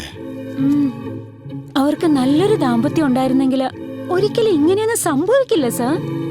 സത്യമാണ്. ഭർത്താവ് ഭാര്യയെ കൊല്ലുന്നതും ഭാര്യ ഭർത്താവിനെ കൊല്ലുന്നതും ഇന്ന് എല്ലാ കുടുംബങ്ങളിൽ സരളമായി നടക്കുന്ന ഒന്നാണ്. ഇതിനൊക്കെ കാരണം അടിച്ചമർത്തിയ സെക്സും അളവിലധികമുള്ള സെക്സുമാണ്. എന്റെ കഴിഞ്ഞു കേട്ടോ. ഈ ലോക്കപ്പിൽ എന്തോ പ്രശ്നമുണ്ട്. ശരി, എന്നാ പിന്നെ ഞാൻ പോയിട്ട് ഒരു സിഗരറ്റ് വലിച്ചിട്ട് വരാം. നിങ്ങൾ കളിച്ചോളൂ. ഞാൻ ജയിച്ചതുകൊണ്ടല്ലേ അവനീ പോന്നേ. ആ ചെല്ല് ചെല്ല്. ചേട്ടൻ എന്തെങ്കിലും വേണോ? നിങ്ങൾക്കോ?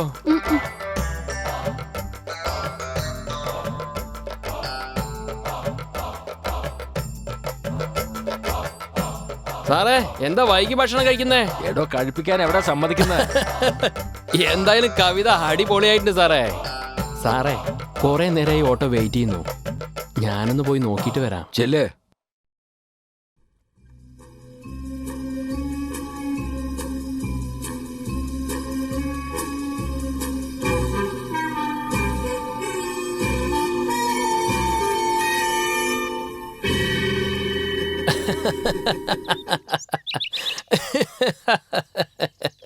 ഒരു ഉപയോഗമില്ല ചേട്ടാ. 5 പൈസ ചെലവാക്കാതെ കാര്യം സാധിക്കാനുള്ള പരിപാടിയാണ്. ഇപ്പം എന്തായാലും കാര്യം നടക്കില്ല ചേട്ടാ. എന്നാ പിന്നെ ഞാൻ പിന്നെ വിളിച്ചോളാം. ഓക്കെ, ആ ശരി. ഹലോ, എവിടേക്കും പോണ്ട, ഇവിടെ തന്നെ ഇരുന്നോട്ടോ. കാശ് നിറയെ വാങ്ങിയിട്ട് അവരെ സന്തോഷിപ്പിക്കുന്നത് എനിക്ക് വളരെ വലിയ കാര്യമൊന്നുമല്ല. കിട്ടുന്നത് കൊണ്ട് സന്തോഷപ്പെടണം. അതുകൊണ്ടല്ലേ എല്ലാവരും നിന്നെ അന്വേഷിച്ചു വരുന്നത്. ശരിയാണ് സർ. ലോകത്തിലെ ഏറ്റവും വലുത് സ്നേഹമാണ് സർ. അത് എന്ത് സഹിക്കാനും പൊറുക്കാനുമുള്ള ശക്തി നൽകും. പണത്തിന് വേണ്ടിയിട്ടാണെങ്കിൽ പോലും എല്ലാവരും എല്ലാവരോടൊപ്പം ചെലവഴിക്കില്ല. ചില സമയങ്ങളിൽ വികലാംഗർ കൂടെ ഞങ്ങളെ തേടി വരും. പാവം, അവരും മനുഷ്യരല്ലേ. എന്റെ അടുത്ത് വന്ന ആ വികലാംഗൻ കൂടെ സ്നേഹത്തിന് വേണ്ടി കൊതിച്ചവനായിരുന്നു.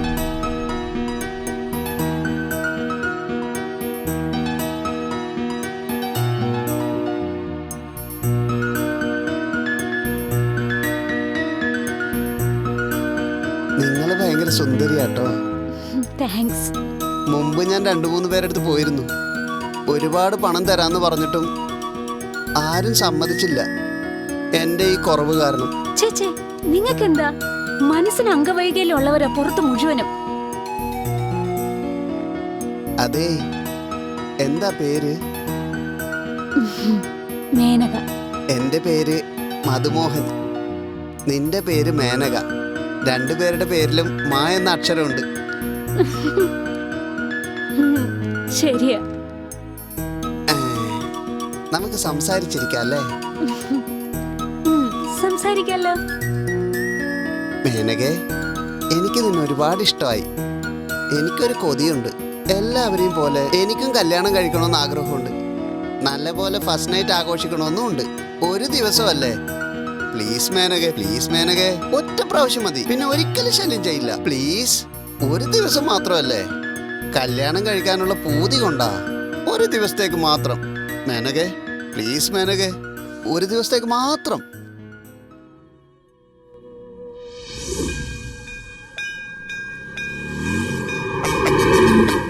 എന്റെ കാവിലമ്മേ, ഇവളെ എന്റെ ഭാര്യയായിട്ട് കിട്ടുവാണെങ്കിൽ അമ്പലപ്പണിക്ക് ഞാൻ 10 ചാക്ക് സിമെന്റ് മേടിച്ചു തരാം.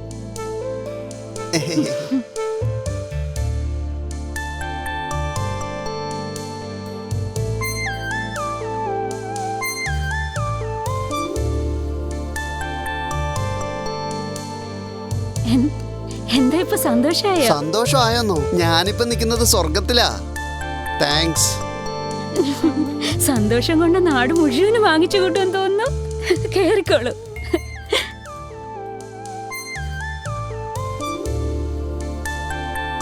പോവല്ലേ ചേട്ടാ? അനുരാഗലോലഗാത്രി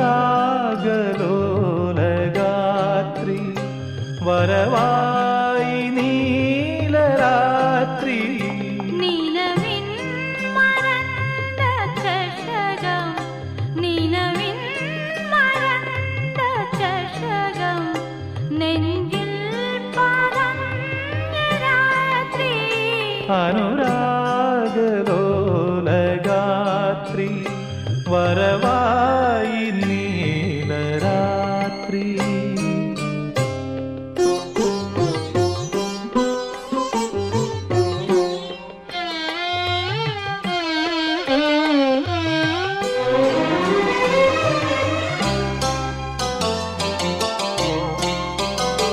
ലയലാസ്യ കലാകാന്തി സഖി നിന്റെ രൂപമേന്തി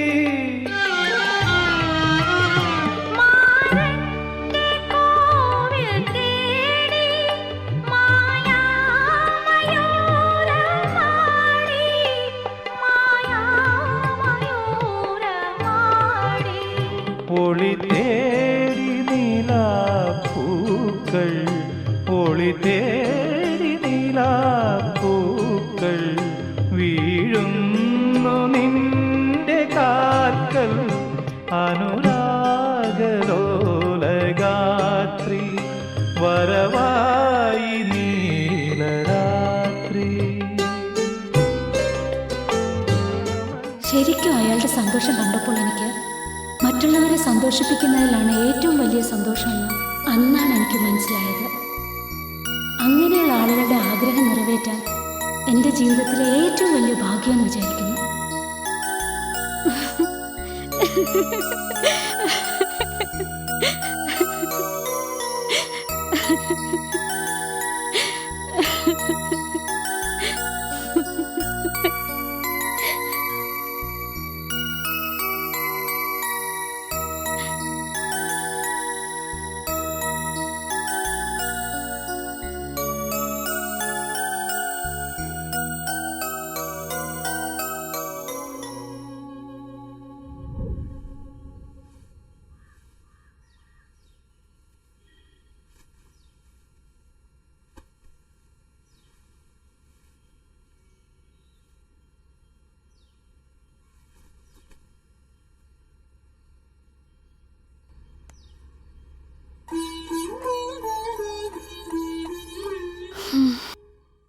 മേനകെ, ഒരു മിനിറ്റ്.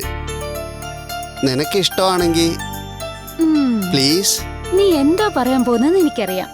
നിന്നെ അത്രയ്ക്ക് ഇഷ്ടമുണ്ടെങ്കിൽ ഈ താലി കഴുത്തിലിട്ടേക്കെന്നല്ലേ ഞാൻ നിന്നെ ഭാര്യയായി സ്വീകരിച്ചോളാം എന്നൊക്കെയല്ലേ പറയാൻ പോകുന്നേ. ഇങ്ങനത്തെ ചിന്തകളൊക്കെ മനസ്സിൽ നിന്ന് മാറ്റിക്കോ. നമ്മൾ രണ്ടുപേരും ഒരു കണക്കിന് വ്യത്യാസമില്ലാത്തവരാ. തമ്മിൽ തമ്മിൽ സന്തോഷിച്ചു, അത്രേ ഉള്ളു കാര്യം.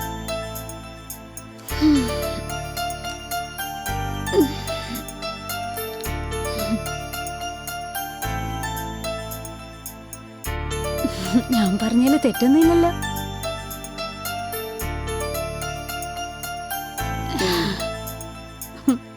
കാവിലമ്മേ, ചതിച്ചല്ലോ. വികലാംഗവർക്ക് ജോലിയോ പണമോ അതൊക്കെ കിട്ടിയാൽ മാത്രം മതിയെന്നാണ്.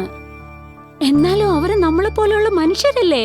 ഇവിടെയുള്ളവരൊക്കെ അതെന്തുകൊണ്ടാ മനസ്സിലാക്കാത്തത്? ഒരു വികലാംഗയായ പെണ്ണിന് മാത്രമേ കല്യാണം കഴിക്കാവൂ എന്ന് വെച്ചാൽ ആ രീതി ശരിയല്ല. കുറെ ആൾക്കാര് ശരിക്കും ജീവിക്കാതെ തന്നെ മരിക്കുന്നു. പകരം ഇതുപോലെയുള്ളവർക്ക് ജീവിതം കൊടുത്താൽ പുണ്യമെങ്കിലും കിട്ടും.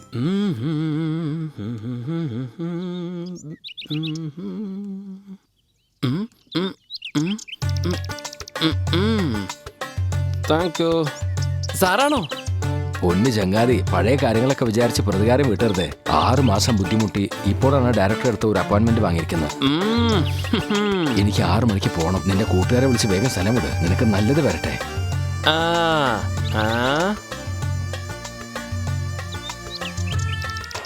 തൽക്കാലം നീ ഇത് കയ്യിൽ വെക്ക്. ഇതിൽ 5000 ഉണ്ട്, സ്നേഹത്തോടെ തരുന്നതാ. എപ്പോഴും അങ്ങോട്ട് വാങ്ങിച്ചല്ലേ ശീലമുള്ളൂ അല്ലേ? ആദ്യമായിട്ടാവും ഇങ്ങോട്ട്. എന്നാ പിന്നെ ഇനി കണ്ടോളൂ. കാര്യം കാണണമെങ്കിൽ കഴുതക്കാലം പിടിക്കണമെന്ന് പറഞ്ഞത് എത്ര ശരിയാണ്. മോഡ്കോം 2020 ഒരു വെബ്സൈറ്റ് ഉണ്ട്. 2020 ഒരു മനുഷ്യന്റെ ഏറ്റവും വലിയ പ്രശ്നം എന്താണെന്ന് അറിയണോ? പ്രൈവസി. ഒരു മനുഷ്യന്റെ സ്വാതന്ത്ര്യം. നിങ്ങളൊക്കെ എവിടെ പോയാലും അവിടെ മൊബൈൽ ക്യാമറയും ഉണ്ടാവും. ബാത്റൂമിൽ വെക്കോ ചേട്ടാ? തീർച്ചയായിട്ടും. നന്നായി മോളെ. ഇത്രയും പ്രശ്നത്തിനിടയ്ക്കും നമ്മുടെ ഈ ഇന്റർവ്യൂ വളരെ ഭംഗിയായിട്ട് തന്നെ നടന്നു. ചേട്ടാ അവിടെ ഇൻസ്പെക്ടർ ഉണ്ട്. ശരിയാ സർ, പാവം. നമുക്ക് പോവാം. മമ്മി പോവാം. വേഗം എഴുന്നേക്ക്, എഴുന്നേക്ക്, സമയായി. വാ, പോവാം. പോകാൻ പറ്റില്ല. എഴുന്നേക്ക്. വേഗം എഴുന്നേക്ക്. വാ വാ. തടിയനിരുന്ന് ഉറങ്ങുന്നുണ്ടോ? സാറേ, സാറേ, അങ്ങോട്ട് നീങ്ങി കിടക്കടേ. ഏതു നേരം ഭാര്യയുടെ ഓർമ്മയാ. സാറേ, എന്താ? സോറി സർ, ഒന്ന് മയങ്ങിപ്പോയി. വേണ്ട സാറേ, ഞാനാണ് സോറി ചോദിക്കേണ്ടത്. നിങ്ങൾ ഒരുപാട് ബുദ്ധിമുട്ടില്ല കുഴപ്പമില്ല sir. Anyway thank you very much. Okay sir. വളരെ നന്ദി ഓക്കെ സർ. ഓക്കെ. സർ, മനസ്സിലൊന്നും വെക്കണ്ട. ഞാൻ പിന്നെ നിങ്ങൾക്ക് ഫോൺ അത് ചെയ്യാം. സാരില്ല, ചെയ്തോളൂ. സാർ, നിങ്ങൾ പറഞ്ഞത് കേട്ട് ആലോചിച്ച് ഞാൻ അങ്ങനെ മയങ്ങിപ്പോയി. ഒരു പോലീസായ ഞാൻ ഈ പ്രശ്നത്തെ കുറിച്ചൊരു കാര്യം പറഞ്ഞോട്ടെ. സാറിന് അതിന് വിരോധം ഉണ്ടാവില്ല എന്ന് തോന്നുന്നു. നിങ്ങൾ പറയണം സാർ. ഒരു പോലീസ് ഓഫീസറായി മാത്രമല്ല, നല്ലൊരു കുടുംബത്തിന്റെ നാഥനായിട്ടുമാണ് ഞാൻ പറയുന്നത്. ലൈംഗികതയും അതിൻ്റെതായിട്ടുള്ള പഠനത്തെക്കുറിച്ചും ഈ സമുദായത്തിന്റെ ആവശ്യത്തിന് വേണ്ടി പല വർഷങ്ങൾക്ക് മുമ്പ് ഞാനൊരു കവിത എഴുതിയിരുന്നു. നിന്റെ കണ്ണിൽ ഞാനും, നീ എന്നെ നോക്കിയപ്പോൾ ഞാനും നിന്നെ നോക്കി, അങ്ങനെ തമ്മിൽ തമ്മിൽ നോക്കി. എന്തിനാ നോക്കിയത് ഇതുവരെ മനസ്സിലായിട്ടില്ല.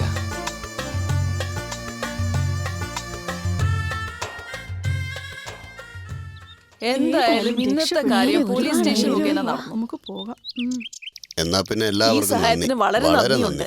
പിന്നെ ഒന്നും തോന്നരുത്, എന്റെ ഒരു സന്തോഷത്തിന് ഞങ്ങൾക്ക് വേണ്ടിയാ. പണമൊന്നും വേണ്ട. സാരമില്ല, എന്തായി വാങ്ങിച്ചോളൂ. കാണിക്കുന്നത്? മടിക്കണ്ട, വേണ്ടാന്നേ. വാങ്ങിച്ചോളൂ. വളരെ നന്ദിയുണ്ട്. ആയിക്കോട്ടെ.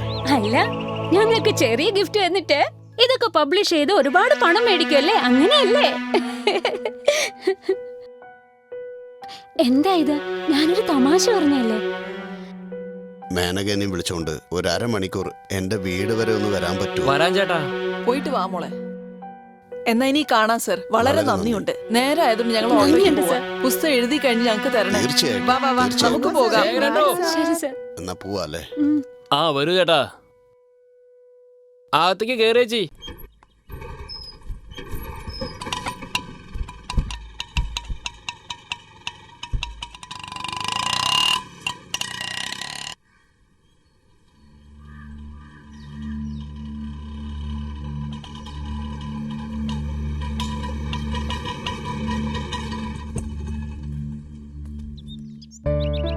ചേട്ടാ ഇത് തന്നെയല്ലേ വീട്?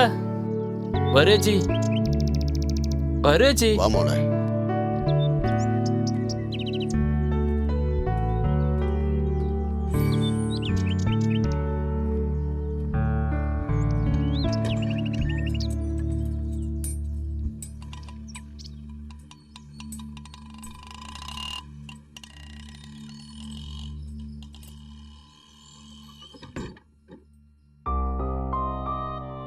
രണ്ടുപേരും ഇരിക്കി, ഞാനിപ്പോ വരാം.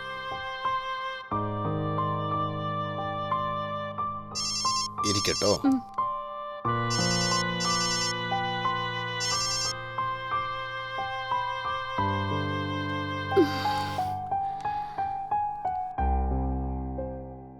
ആ മമ്മി, ചേട്ടന്റെ വീട്ടിലുള്ള കുറച്ച് സമയത്തിൽ അവിടെ എത്തും.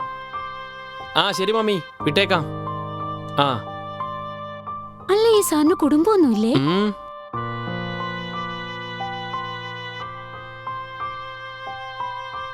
അതെ, രണ്ടുപേരും വന്നേ. ഒരു വായെങ്കിലും കഴിക്കേ. മാളൂട്ടി. സാറേ, കഴിക്കുന്നില്ല.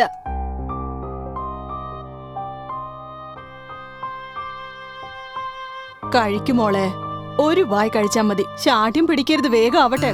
ഒരു വാ കഴിക്കേ. ശകലം എല്ലാം കഴിക്കുമോളെ. ശകലം എങ്കിലും കഴിക്കുമോളെ, വേഗം ആവട്ടെ. ഞാൻ കൊടുത്തോളാം, നിങ്ങൾ പൊയ്ക്കോ. ആ, എന്നാ നീ കൊടുക്ക്. മാളൂട്ടി, നോക്കേ, നിന്നെ കാണാൻ ആരൊക്കെയാ വന്നിരിക്കുന്നെന്ന്. മോളിത് കഴിച്ചേ. കഴിക്കുമോളെ, കഴിക്കുമോളൂട്ടി. കഴിച്ചില്ലെങ്കിൽ ക്ഷീണം പിടിക്കും. കഴിക്കുമോളെ, എന്റെ പൊന്നു മോളല്ലേ.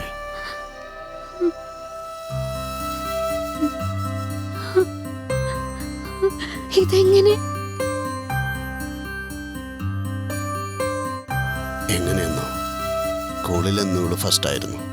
4ാം ക്ലാസ്സിൽ പഠിക്കുമ്പോഴേ നല്ല ചിത്രങ്ങളൊക്കെ വരച്ച് പ്രൈസ് മേടിക്കുമായിരുന്നു.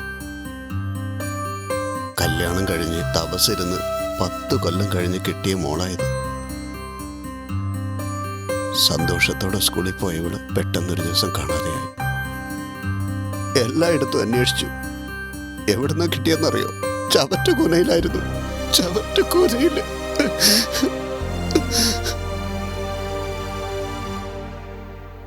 കാമപ്രാന്ത് പിടിച്ച ഒരു മൃഗം എന്റെ മോളെ ഒന്നും അല്ലാതാക്കി നശിപ്പിച്ച് കളഞ്ഞു. ജീവനോടെ കിട്ടിയത് എന്റെ ഭാഗ്യം. ചെയ്തത് മറ്റാരുമല്ല, സ്കൂളിലേക്ക് കൊണ്ടുവന്ന് വാൻ ഡ്രൈവർ. വൃത്തികെട്ട ഒരു മൃഗമായിരുന്നു അവൻ. മൃഗമെന്ന് പോലും അവന് പറയരുത്. മൃഗങ്ങളിൽ പോലും ഗർഭം ധരിച്ച മൃഗത്തെ മറ്റു മൃഗം ശല്യം ചെയ്യില്ല. കോടതി ഇന്റർവ്യൂ ഒക്കെ കണ്ട് അപമാനം സഹിക്കാതെ എന്റെ ഭാര്യ ആത്മഹത്യ ചെയ്തു. ഞാൻ അനാഥയായി മോളെ. എന്റെ മോളും അനാഥയായി. എന്റെ ഈ അവസ്ഥ ഒരച്ഛന്മാർക്ക് പോലും വരരുത് മോളെ. ഒരു കാക്ക ചത്താൽ പോലും ചുറ്റിനും ആയിരക്കണക്കിന് കാക്കകൾ വരും. മനുഷ്യരിൽ ഒരാൾക്കൊരു പ്രശ്നം വന്നാൽ എല്ലാവരും ഓടും. അതിനുവേണ്ടിയാണ് ഞാൻ ഇത്രയും കഷ്ടപ്പെടുന്നത്. നിന്നെ പോലെയുള്ള തൊഴിലാളി ഇതുപോലെയുള്ള മൃഗങ്ങൾക്ക് തീറ്റി കൊടുത്തില്ലെങ്കിൽ നാട്ടില് ഏത് സമയത്ത് ഏത് വീട്ടിലാണ് ഇതുപോലെ സംഭവിക്കാന്ന് ഒരിക്കലും പറയാൻ പറ്റില്ല.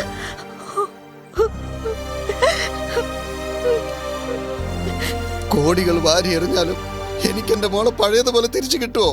ചത്തുപോയ എന്റെ ഭാര്യ എനിക്ക് തിരിച്ചു കിട്ടുമോ? ഇനി ഒരിക്കലും ഇതുപോലെ സംഭവിക്കരുത്. ഇനിയെങ്കിലും സമൂഹം മാറണം മോളെ. Red is not a colour. Red is not danger. Red is not an area. Red is a society. എല്ലാവരും രക്തം കണ്ടിട്ടുണ്ടാവും. പക്ഷെ ഞാൻ കണ്ട രക്തം എങ്ങനെയാണെന്നറിയോ?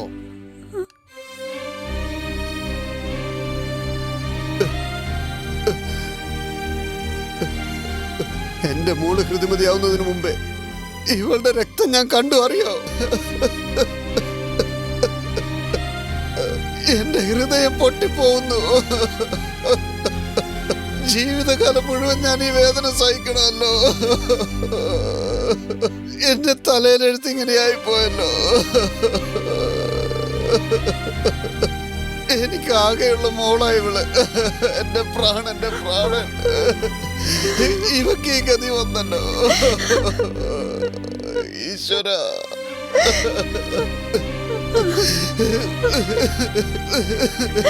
എന്റെ ഈ അവസ്ഥ മറ്റാർക്കും വരരുത്. ഇവക്ക് ഈ ഗതി വന്നല്ലോ.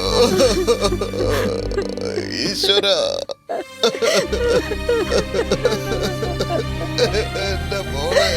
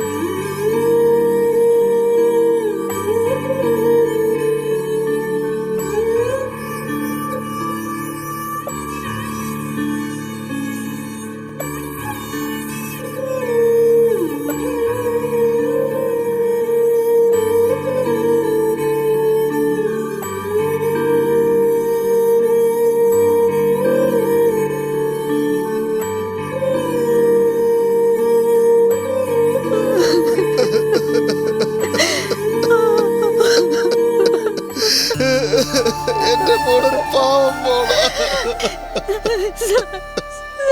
നിനക്ക് എന്റെ വേദന അറിയില്ല.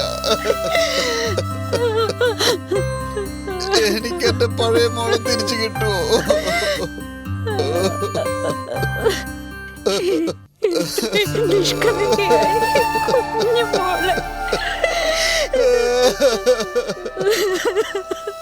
Ha